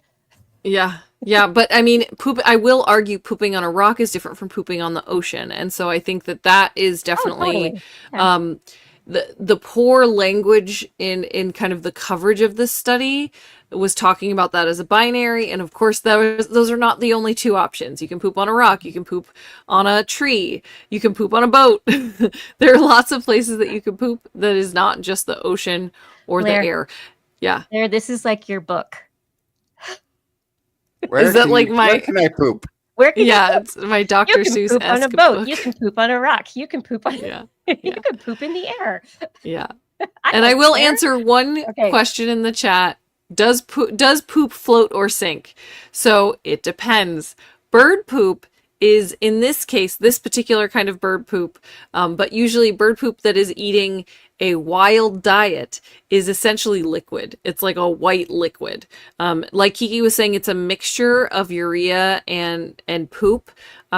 And so it is mostly a liquid. It just kind of hit the surface of the water and kind of disperse. And there might be, sorry if anyone's eating, there might be some like chunks that kind of sink down into the water column, but for the most part, it is going to kind of disperse onto the surface and then descend. For other animals that are not birds, really depends on what they're eating. So. Thank you, Blair. Sorry. Sorry. You're welcome, everyone. It's so funny. In my day job today, I spent so long looking at diagrams of scat. This is a very poop-filled day for me. Some days are poopy, and that's okay. Because it's science. Justin, you have a story before we head out on our Tight 90 show? Yeah, what is that? Is it the Justin trashes a story? Yeah. All right, I'll try to make this quick. This is Henan University of Technology, which also is a University of Grinding Equipment, is part of their thing. They're a bunch of engineers in China. They're reporting on the development of a lightweight lattice-based limb design for a bionic robot, which sounds very fancy. And what this is they have a computer simulation that is designing for them a lattice framework internally that can make it lighter weight and still have all of the torsion and strength it would need to be sort of the lower limb where the, for something like a robot or something that needs lots of torsion, but also needs to carry a load. It can have some bending, but not too much that it becomes brittle. It is research on lower limb lightweight of bionic robot based on lattice structure unit published in Scientific Reports. Researchers claim to have created an innovative structural configuration library using a topology optimization and applied it to designing this bionic limb. Okay. Unfortunately, the paper is entirely unreliable. It is unclear if this, to me at least, if this paper was poorly translated, unskillfully formatted, AI manufactured, or simply contains errors. And actually, I think I have an even better idea of what it might be. But it did make it, it was submitted by the authors in this form. It apparently was accepted for publication. It was peer reviewed, made it through that process, and it was made it through the publisher's editorial staff. Who can read everything? So there's some plausible errors. There is a study that they sort of say like this was proposed way back when, and it was Evans et al. 2001 is incorrectly cited as being from 2000 and attributed to Ivana. So that could be a minor error, right? Translation error, transposing error, something like this. It's in the introduction. It's not like the citation at the end. The citation at the end of the paper is actually correct, but in the bulk of the paper, it's incorrect. But that's not really a big deal. They did 20 lattice structures that they were going to be simulating in the computer that they were going to then test to see how well they matched. And they have a little reference that sort of shows the weights of things. And in there, one of the things that they tested, according to this, is among the lattice structures tested, unit number 14 demonstrates the highest stiffness in contrast to number 1, which exhibits the poorest bending performance. And with a maximum displacement of this and a relative density of that. Okay. The problem is the relative density that it says that looks like they're talking about number 1 actually belongs to 14. So it's sort of like, okay, maybe it was bad wording. Maybe it was something like this. Oh, no. Later, they also in this state that the number 1 had the highest displacement, but it shows the third highest displacement on the graphs that they offer. Again, the relative density is attributed to the wrong thing. So there's a couple mistakes there. Not just that they got the density wrong, but they also placed it in the wrong place in terms of how well it did against the others. Then they state that when subjected to torsion, the number 4 lattice structure unit experiences a maximum displacement and deformation of 0.012 with a relative density of blah, blah, blah, and exhibits the high stiffness of this. Okay, the problem is it is mistakenly being given the density of yet another, number 13.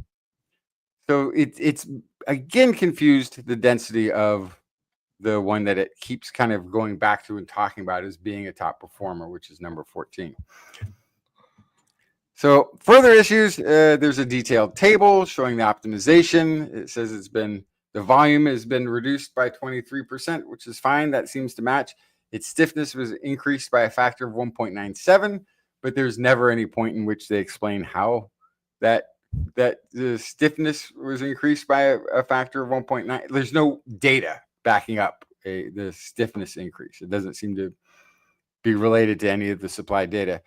And they also say that it had a weight decrease of over 23%, but then you look at the data that they provide, and it would be 19.4%. So that doesn't match either. But there's a big tell. There's a big tell coming. Figure 13, which I think we have there, if you're doing any kind of a sharing. on this. If we go down, I want to show this because this is the part when I finally I kept getting confused because none of the I kept trying to quote what the study was saying about things, and then it kept not matching their data tables. This one's really interesting. So that very first sort of starry looking red line that's going up there, and you look over the legend, that's number 14. Number 14 looks like in this bending displacement that it had the least displacement out of anything, which is kind of nice for, for it's also showing that it can, handle torsion and some other things. That's really much better than the rest of them. Okay, so now with that up, I'm going to read a section of this.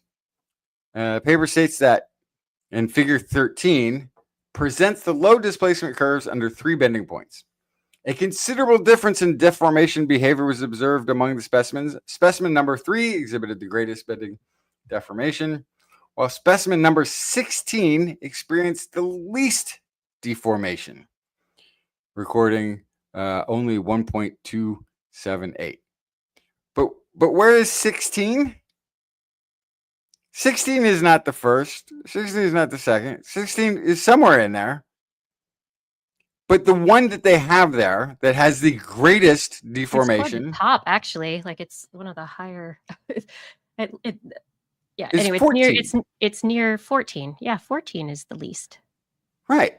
Yeah. And so here it's describing 14 as the least When it shows 16. on the graph, but is saying 16 is the outer limit in the text. And again, it does this figure, the next figure 14, which I don't think is shown in the study, does this again. It presents low displacement curves of lattice structure units under torsional conditions. This time, 3 exhibited the largest angular displacement and 13 showed the smallest. And yet that one also shows 14 as having the smallest displacement under torsion. So it looks like 19 might, I don't know. I mean, it's just a picture here. We can't see the data, but and so it's a different one than right? Oh, this is 14. So it's you're looking at 13. 14 I didn't get added here. But 14 it does basically the same thing. Figure 14 shows the unit 14 having the best result, but when you look at the text analysis in the study, it's not mentioned. So this is sort of, to me, this was like the big kind of aha moment, which is it seems like it might have been added after the fact. It's a hero of the study. It's the thing making this significant is there's this one thing that they discovered through their modeling that's outperforming everything on all of these tests. And then there's another tell because when they went to actually do testing, they picked number 10. They picked a completely different one than the one that they're showing as outperforming everything. So what this looks like to me is a low impact paper that found a result that might have been pretty expected without anything that was being exceptional in the discovery, other than their computer modeling predicted correctly how we expected already things to behave. But I'm going to quote because I got a little. This is Justin writing mad. Possibly this is an example of a low impact paper that then found a second life within the murky underworld of a paper mill poofery, adding in a layer of fabricated significance to increase the impact of an otherwise expected finding. Because all of a sudden, this is here. And then there's further aspects of this too. Figure 15 has another thing that again shows things that can't be consolidated. That just sort of looks like they've done sort of a combination, it seems, of adding this hero into their study, this 14 that's doing these amazing things, that's taking credit some places for other ones' work. right? So, oh, here's the one that was the best. We'll just slap 14 in its place, but then forgot to change the densities that were talked about. And that's why it doesn't match up. Or they forgot to change their analysis portion of it to include that one. And to me, this is like so egregious also just because this is a scientific paper, scientific reports that should have caught it. This is within Nature, and you can say it's their fast track. Okay. Yeah. But it needs to get read. It needs somebody to peer review it, and it needs to be accepted by the journal as a real piece. And I think the point of it is that nobody was supposed to read this. That this is supposed to be It's just enough published under the radar that somebody would get credit for publishing it. Somebody would get paid for accepting it for publication. The scientific reports takes money, probably in the neighborhood of $2,500 to $3,000, if not more, to publish this. And yeah, that it can be published without being read is a red flag for quality control and publishing integrity. And yes, somebody was Arlen, I think, was mentioning it earlier. Yeah, I think it should be retracted. I think it should be a retraction, but I don't think it's going to be because I don't think they care. I don't think it's going to be read. There's I've seen other coverage of it. We're like, oh yeah, they found this interesting lattice, and this could be great for robotics or aerospace, blah blah blah. But nobody's really reading the study. And at some point, some engineer will sit down with this, having heard like, oh, maybe they got the secret sauce on this lattice. Let me see what they did. They're gonna get partway through this, and they'll catch it quicker than I will, and they'll go, just this isn't useful, and toss it, and that's fine. They won't think twice about it. But they're not going to go to like scientific reports and be like wagging their old man grumpy finger and saying, "Hey, you shouldn't have ever published this." Old man grumpy finger. But it's not like these paper mills, and that's what it looks like. It looks like they almost have like a different tone when they're talking about this hero configuration that they saw that they then didn't test. It's obviously like added after the fact, and it was done very sloppily, and it was done very crudely, and it's very obvious once you realize what's happening. And what I'm looking through here is that it seems as though there were simulations that they have these lattice structural experiments, and they did print a bunch of stuff and they printed all 20 and tested, and then made one into the little units, so subunits of those structures, and then the number 10 unit is the one that they actually selected to turn into a robotic limb and further test it. But yeah, what we were looking at on that chart is the physical testing. But you'll see the same thing in the simulations where it's almost as if they picked number 14 and tried to give it data that other units came up with. At some point, it's saying it's on the simulations that it scored the lowest on, I can't remember which compression or something like this, one of the tests. But even if you look at that chart, it looks like 13 is a little lower, but the charts aren't scaled. The charts are scaled so all of the lows look like a flat line near zero, even though they're point this or point that and dramatically different. One's 0.12 and one's 1 or 0.44. So those should be, 5 ticks or so, a couple of ticks difference, but they're just a flat line on the bottom because none of their graphic representations are scaled in a way that you can see a difference between the critical factors where you would want to see those big performance differences. It's just sort of I was noticing that too, like those figures we were looking at where there were a bunch piled on top of each other. That's not a helpful graphic, especially when they are all different versions of lines with tick marks on them. It's very hard to see what you're looking at.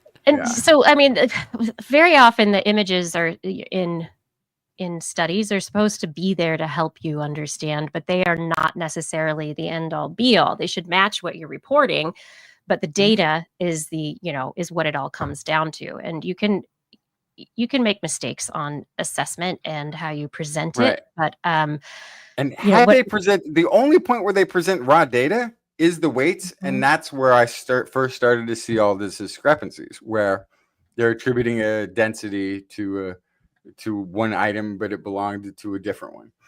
If they presented more raw data, maybe I would have caught it quicker, but they didn't. They the raw data that they provided for these what these assessments were based on is they showed those infographics that are horrible that you can't really tell. You're just getting so spoiled by open science and open data. I mean, come on. What do you think? Researchers are just going to put their data out there for anyone to analyze and try to reproduce their experiments? Okay. Come on. And so here's the geopolitical version of it, which is Chinese engineers and authoritarian government discover lattice building material system that can massively improve load and torsion for aerospace, robotics, defense, and cars and everything else. And then they shared it with an open. So, if there was a real study that they did find something great, I don't think we would be hearing about it in the first place. So there's all kinds of layers of then you could even be saying, is this an intentional false flag information? Oh, we'll tell them that this works even though it was terrible. There's all kinds of layers you can put on top of it, but the fact that in their own paper that they give you are all of the examples of it not being, of contradictions and things not being aligned and not work, and for it to still make it through a publication like that. I need to start writing research papers and get myself a long list. Just pick stuff that nobody wants to read. I figured out what that is pretty quickly because I've had to cover some of those. And I'll just start getting I have so many citations. And their citations are iffy too because they're real citations, but there's so many of them and they don't seem to always have anything to do with what they're talking about. And what we are seeing in some of these is actually what we're seeing in a lot of these graphs is there's no error bars. These are data points. No. There's not averages. They're just, they did one test. They did test and they did simulation and experiment. So the one that's on the bottom there. And they match so well. It's amazing. C is exactly what I was trying to describe. C, you've got between 12 and 15. They're all almost at 0. But the data points for them are all different. And based on the data that they provided, 14 is showing there at 0.12 and 13 is at 0.4 something. Okay. I have a question. A question. But if these are all different lattice structure units and they're individual measures of different structures, why is this a line graph? Yeah, I was wondering that same question. Why are they connected? Yeah. No. There's no reason. I had the exact same thought. I was like, this isn't a continuous. This isn't a continuous measure. There's no time point. It's lattice structure unit. So they're all connected. Yeah, this should be a bar graph. It should be a table. It should be a table. You're absolutely right. You could even do a table with the little bars in it if you wanted to make it really fancy looking. But you're right. It should be a table, but they wanted to obfuscate the and it makes it impossible. And there's if you were back on that, the 13 that's supposed to be 3 or 4 times higher than the 14 is on a slightly lower pixel than the 14. It's manufactured. This is makey up world that we're in. But if you Yeah. pay, if you buy the ticket, you get to ride at Scientific Advances. It's not real anymore. It used to be. I don't think it's real anymore. Now I don't It's trust fun. anything that comes out. Quite of a few Scientific. people in the in different chats are saying they think that large language model or AI wrote it, which it I don't. does. I actually don't. I actually don't, because I think there was a real study, and I think somebody has That's layered. not to say there's not a study. You could feed your data to Into an ChatGPT and AI, ask them to yeah. write you Yeah. a paper and They would have include graphs. So I don't see a whole lot of, at least the tells that I would expect from something like that. And along those lines, it just looks like a different author. there is a great resource from Wikipedia. The Wikipedia editors have created a resource to identify AI or large language model writing in writing. Do we have time to drop that study in there? I will put it in the chat. I will find it and put it in the chat. But it's something that we should That would be all fun. be aware of. But additionally, I mean, these are individuals from Chinese research institutions that potentially, they could be great at English. They could also have used AI to write it to make it look really nice in English. But yeah, I think it's interesting. I think any good assessment and peer review of this should have ripped it apart, just like you did. I'll have a new one next week that I think is even more egregious. Something Even new. though it's more subtle, I think it's much worse.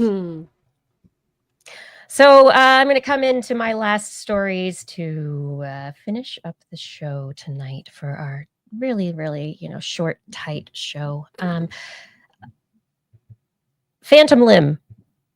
We've talked through the years about the ideas of how phantom limb syndrome happens in the brain, right? And there's all these ideas. So when you lose a limb and an amputation occurs for whatever reason, there are people say, you lose your hand. People say, I can still feel the fingers. I know it's there.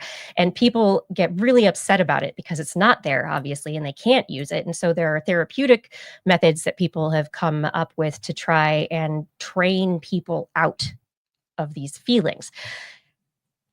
As we were learning about phantom limb syndrome, and I think it was Ramachandran. No, there was a neuroscientist down at UCLA who was talking about the mirror therapy, where you put your amputated hand on the side of a mirror where you can't see it.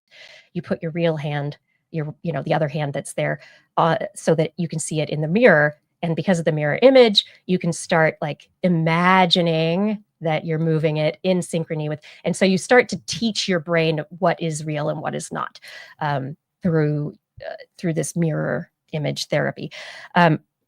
Brain plasticity knowledge started letting us come up with this idea of, wait, okay, so the homunculus in the brain, where our brain body map exists in our sensory cortex, that might be malleable, and that if you lose your fingers or your hand, that the area of your face, your lips, or your foot may encroach, that because those neurons are still active, they're like, hey, you're not working anymore.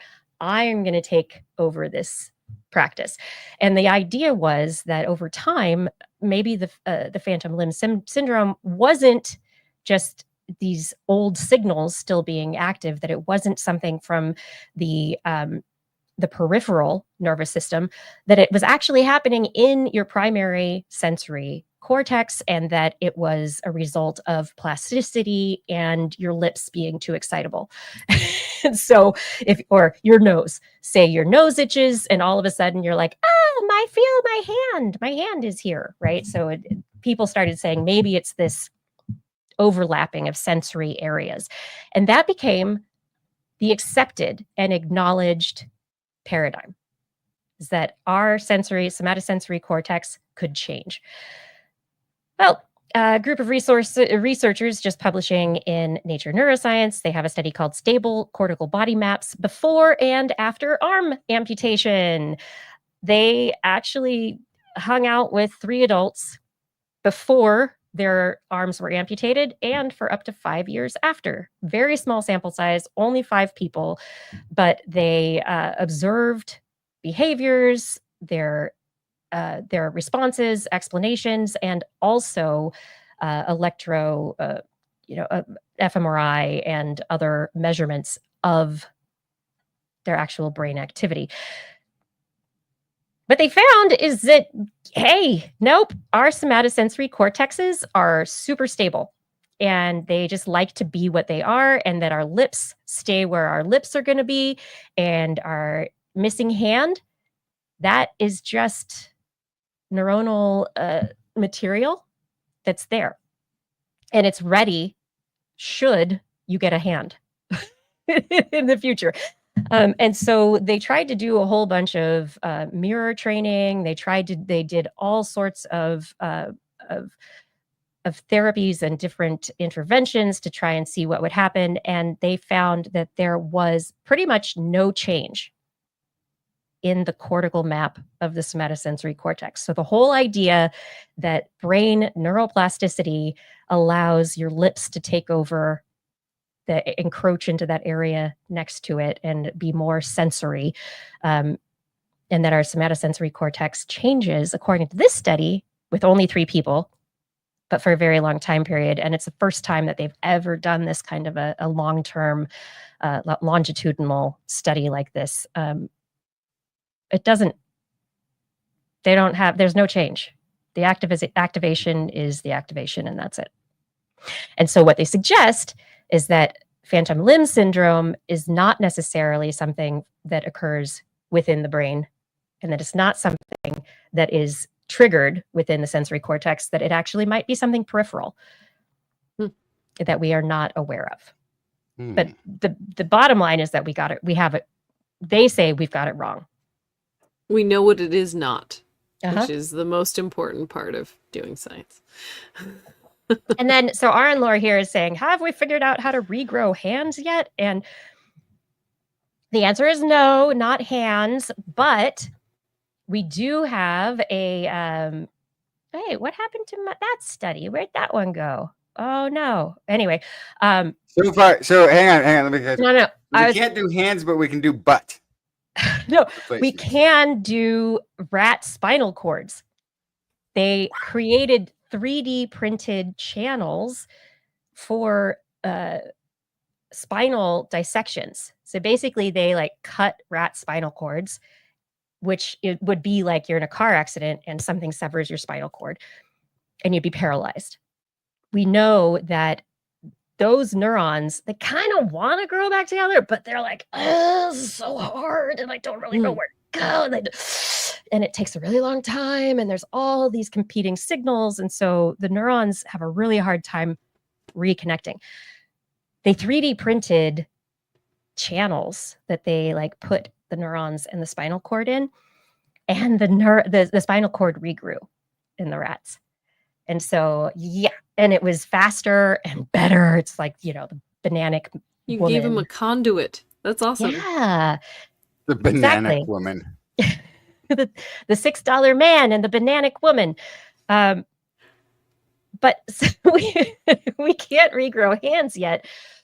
But there are technologies that are being advanced that may allow us to help in cases of paralysis, and understanding this about the way that the cortical map stays consistent.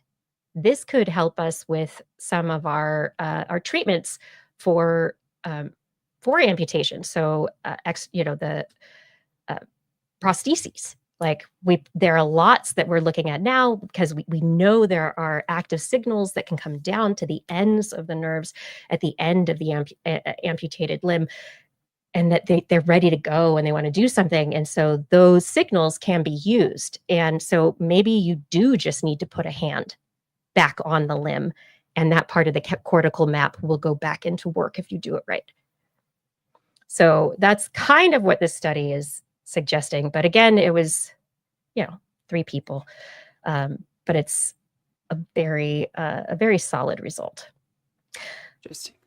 Yeah. And then even beyond that, if you got big thumbs, you might have big brains. Researchers did an evolutionary analysis of thumb size in primates and neocortex size. And basically they were like, oh, hey, look, there's no link to the cerebellum, but neocortexes get bigger when your thumbs get bigger. And the relationship they suggest has to do with dexterity. So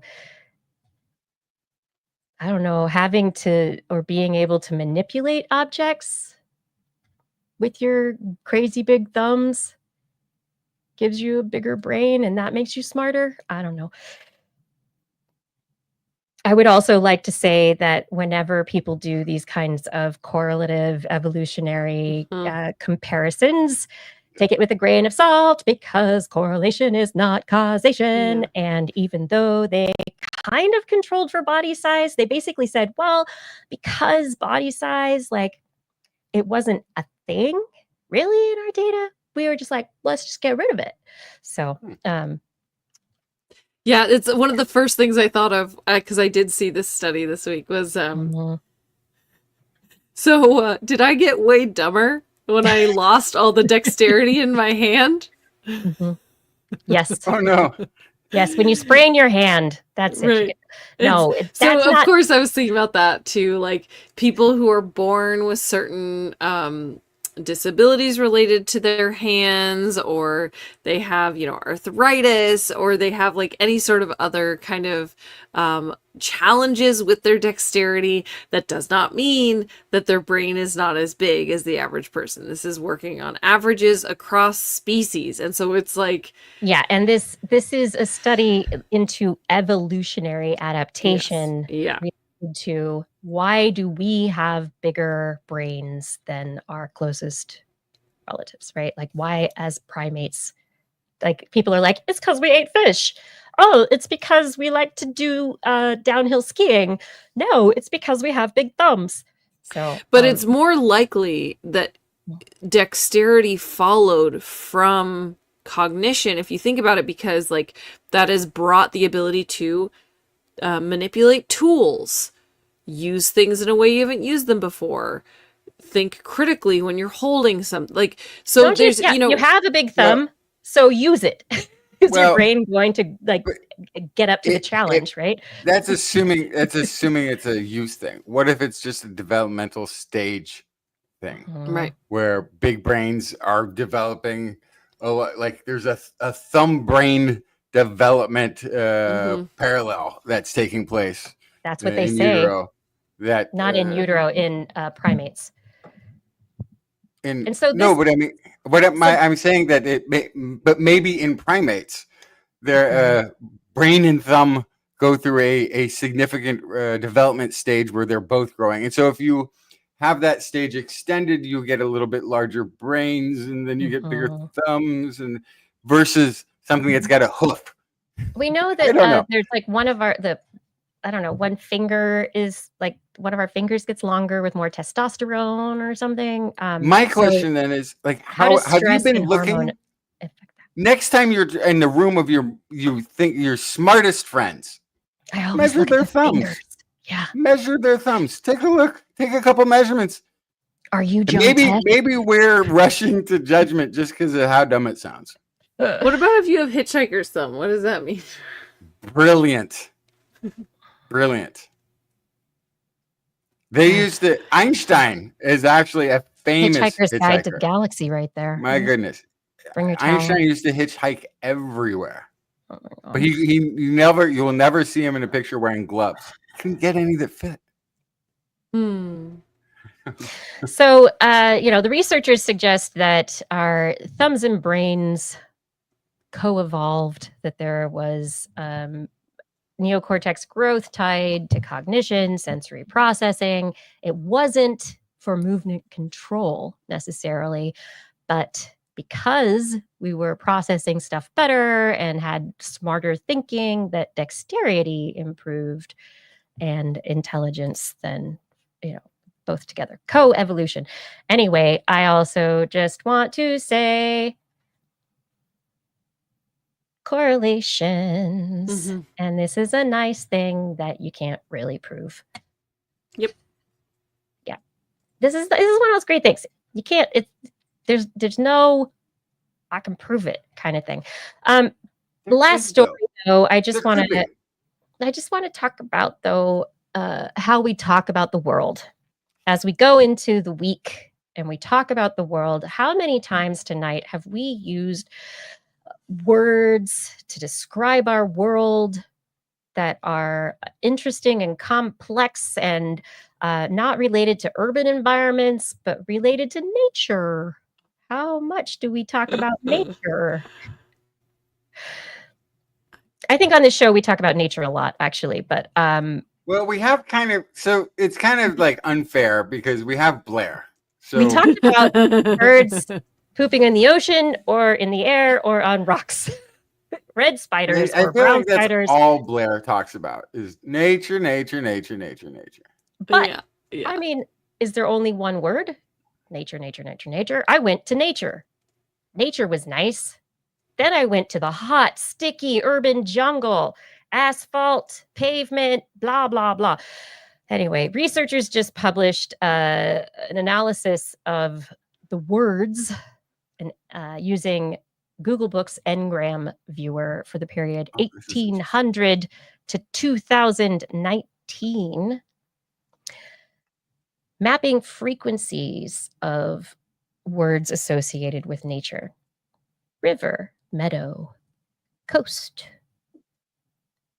bow, beak, wing.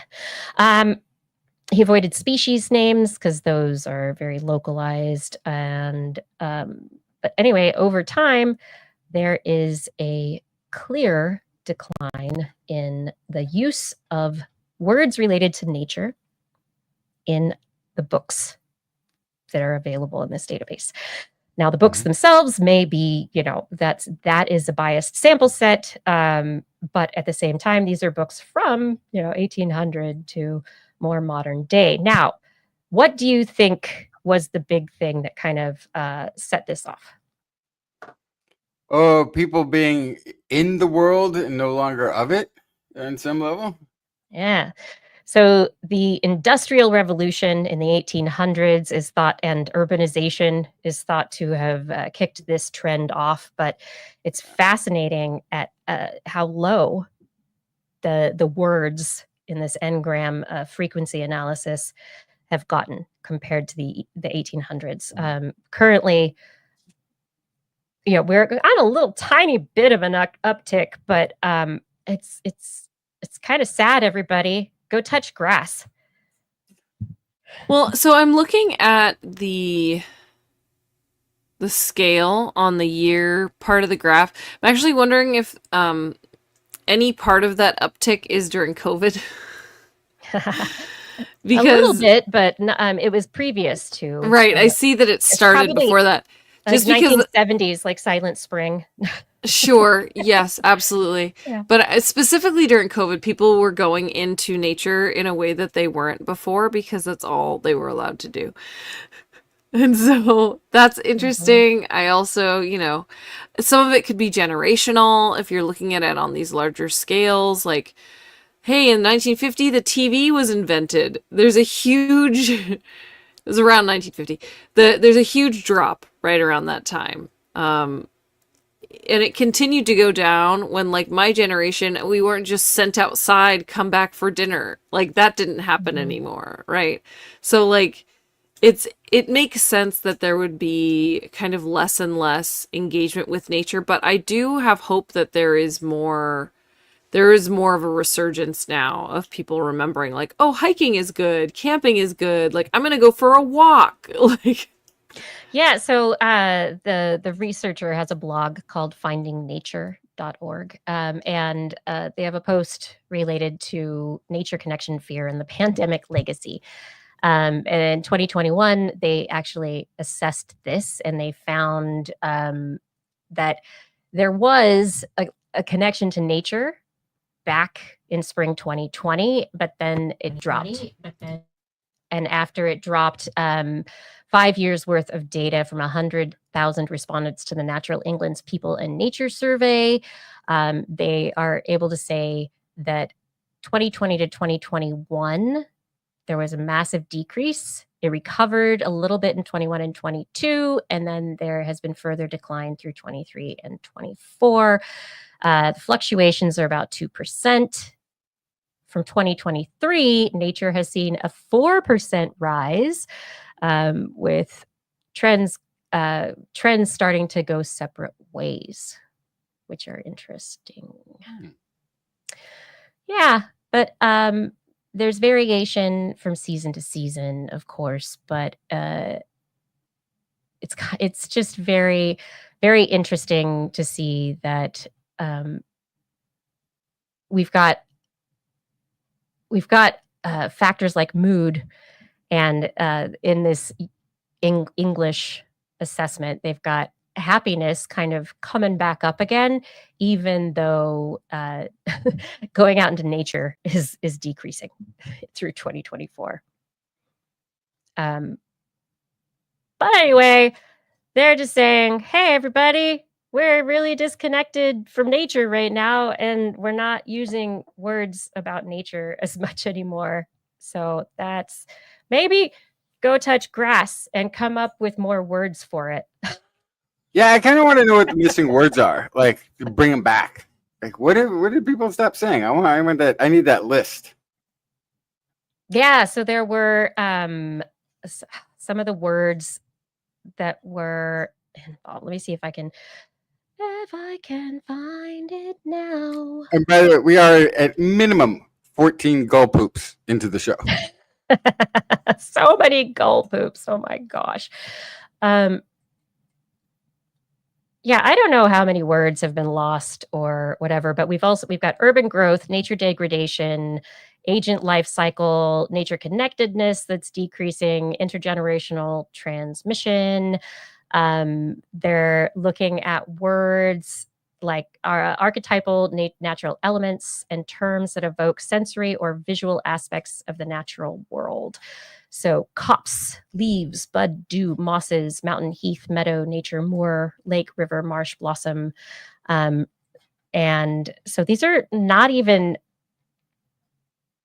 rare words, but they're just used less and less in the literature that we're publishing. I use those words all the time. Liar. Copse. No, I'm sure, I do. every day. I mean, not that one, but I do also work for a parks department, so it's a little bit of a cheat also. Yeah.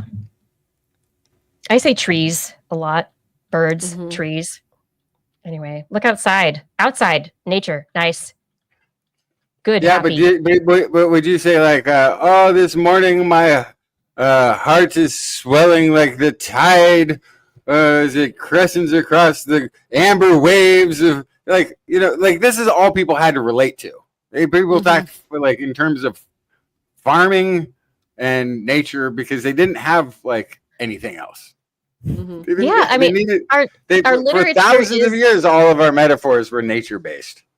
And what's actually very interesting is there was another study out this last week talking about museum experiences and how in like educational museum engagement experiences, often for the kids sections, they're related to like a garden.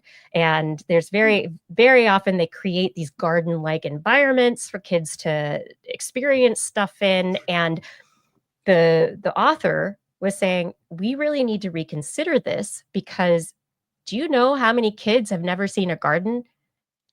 Like, to expect that a white colonial narrative of growth is appropriate for educational experiential education for everyone is not necessarily the way we should do it. So, they're maybe right, because none of the white kids would understand what that is. Think outside that box garden. I think that idea is the bee's knees, and I think anybody who runs with it, well, there'll be the cat's meow. My gosh, some hot dogger is going to come along and take the idea, and like, What are that's you, a all they Flim had. Flam Dan? No, but I'm saying like everything had to have an animal or a nature or a thing or Yeah. What do you Or a got? hot dog, I Corn guess? between your ears?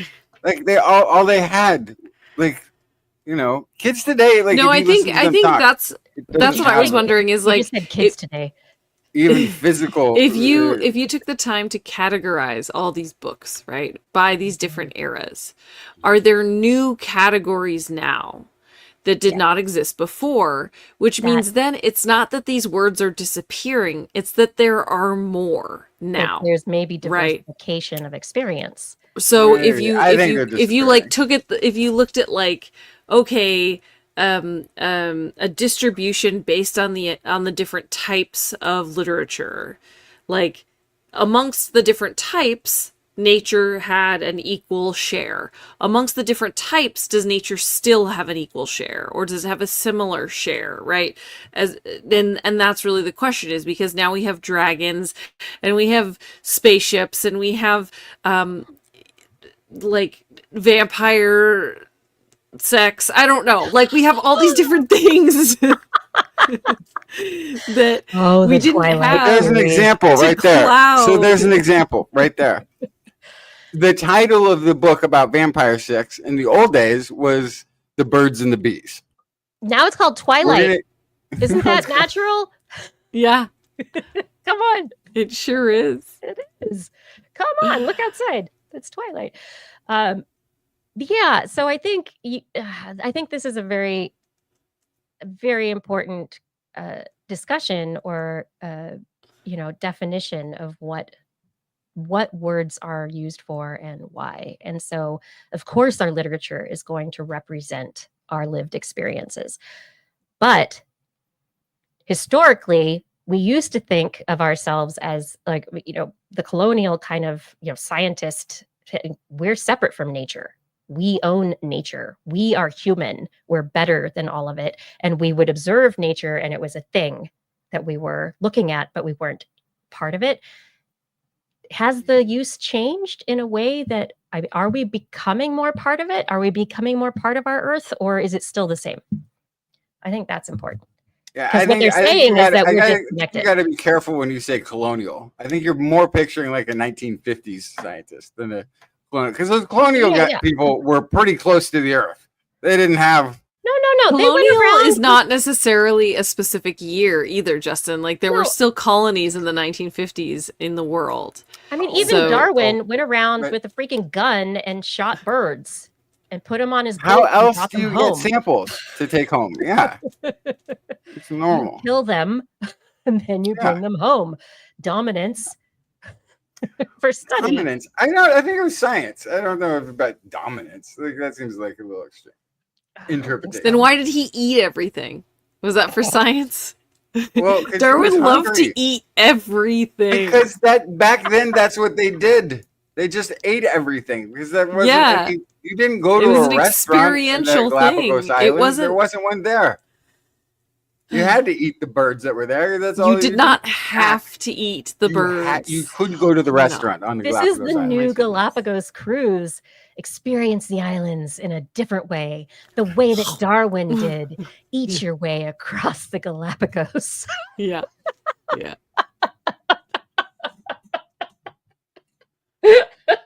What's for dinner, Darwin? Those people just ate anything they could. They didn't care. More finches. They were always hungry. There's so little meat on there. All right. Well, anyway, we're supposed to go outside and get connected with nature for our mental health. Go touch grass, read a book about nature because we need more nature words in our lives. Go write a nature book. Put more nature engrams in the freaking Google database. Are we done? But don't trust anything you read on nature because it might not be real science. Science advances is not nature. They're different, but it's nature. It's a nature joint. No. Are you kidding? AAAS. Science is AAAS. nature is British, Elsevier. Oh, I thought you said science advances. Science Advances is science. It's AAAS. Is it? It's a different journal. Yes, but there's Nature Communications, which is similar to Science Advances. It's like they're all on equal footing. Nature. Boom. Think. That's what it says. Oh my God, we have to go. Oh no, then here it is, Science Advances AAAS. Why is it both? It's not both. Are you looking at an AI search engine result? No, I don't think I have that turned on. No. Science Advances. Here it is. Science Advances. This is Wikipedia. Not to be confused with Advanced Science. Science Advances is a peer-reviewed, multidisciplinary, open access scientific journal from the American Association of the Advancement of Science. Of course, Kiki is right. I just wanted to make that clear. Dude, I've been doing this longer than you. Like 2 weeks, whatever. Hey, shout out time? Yeah. Hope you all like the show. Say goodnight, Blair. No. Are we not there yet? Or is that too soon? Okay. You jumped the gun. You jumped it. Oh, Hey, everybody. me Thank you too. so much for joining us for this really wonderfully long show with all sorts of commentary, colorful, poopy stories, and all sorts of things. We do hope that you share it with other people. And I really want to say thank you for those of you that are here in the chat who've popped in and out in the little number that I can count as we're doing the show, as we see the numbers go up and down. It's really wonderful just to see that there are people here with us. Thank you for commenting. Thank you for being a part of this. And thank you for thank you for being here. We appreciate you. Shout outs to you. Shout outs also, Fada. Thank you so much for your help with show notes and social media. Gord, Arenlore, and Fada, everyone else. Thank you for keeping our chat rooms really great places to be. I saw that somebody deleted a comment in Twitch for me today. Thank you so much for doing that. Identity 4, thank you for recording the show. Rachel, thank you for editing. And dun, dun, dun, thank you to our Patreon sponsors. Are you ready? Are you ready for this?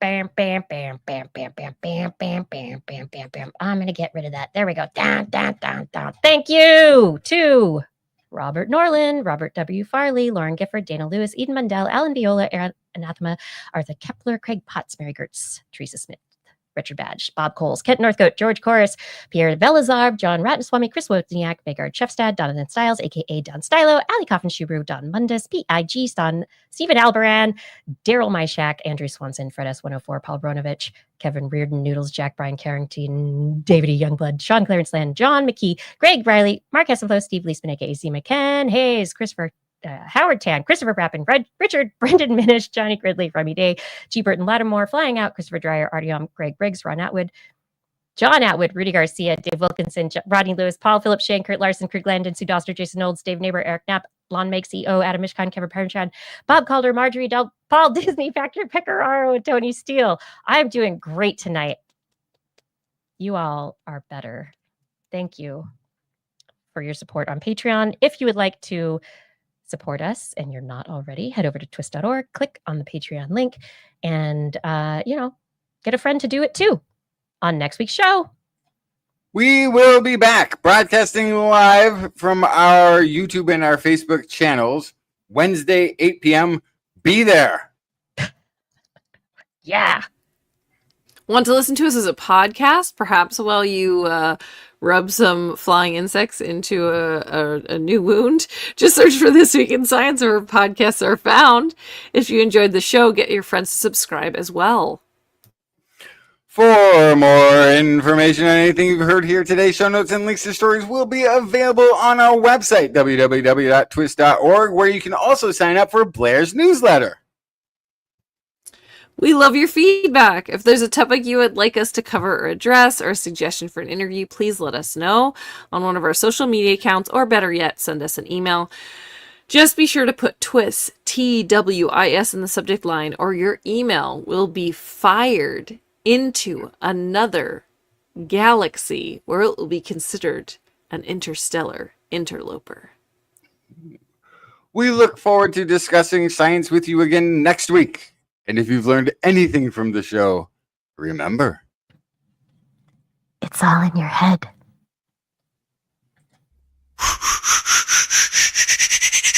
This week in science. This week in science. This week in science. This week in science, it's the end of the world. So I'm setting up shop, got my banner unfurled. It says the scientist is in, I'm gonna sell my advice. Show them how to stop the robots with a simple device. I'll reverse global warming with a wave of my hand. And all it'll cost you is a couple of grand. 'Cause this week's science is coming your way.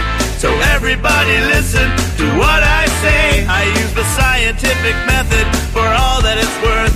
And I'll broadcast my opinion all over the earth. 'Cause it's This Week in Science. This Week in Science. This Week in Science. Science. Science. This Week in Science. This Week in Science. This Week in Science. Science. Science. I've got one disclaimer. Scientific Reports was the one I was thinking of. Scientific reports. Yeah. Science. Nature. Nature. Yeah, oh no, we're going the other way. Good night, guys. I gotta go. All right, It's scientific almost report seven. is nature. I'm going to be Science 3 advances steps. is science. Nature communications is nature. There's all sorts of things. I know. I gotta go Scientific to Reports is within nature. right. And No, that's yes. where I was. Yeah, but Not advanced science is advances. That's why it's all advances is confusing because they all use the word science. All right, I'm Why? gonna go take 3 steps and fall asleep. I'm so done. you. I have a freshman in high school now, and I have to take him to school in the morning. So yeah. Yay. What? Say goodnight, Justin. Literally, say good night, Justin. Say good night, Blair. Good night, Blair. Good night, Good night, Kiki. Kiki. Good night, everyone. Thank you so much for joining us for another episode of the show. I hope you have a wonderful week. I hope it's cool. I hope it's breezy and easy, and you're safe and healthy and smart and curious, and stay lucky. See you next week. Bye. Easy squeeze.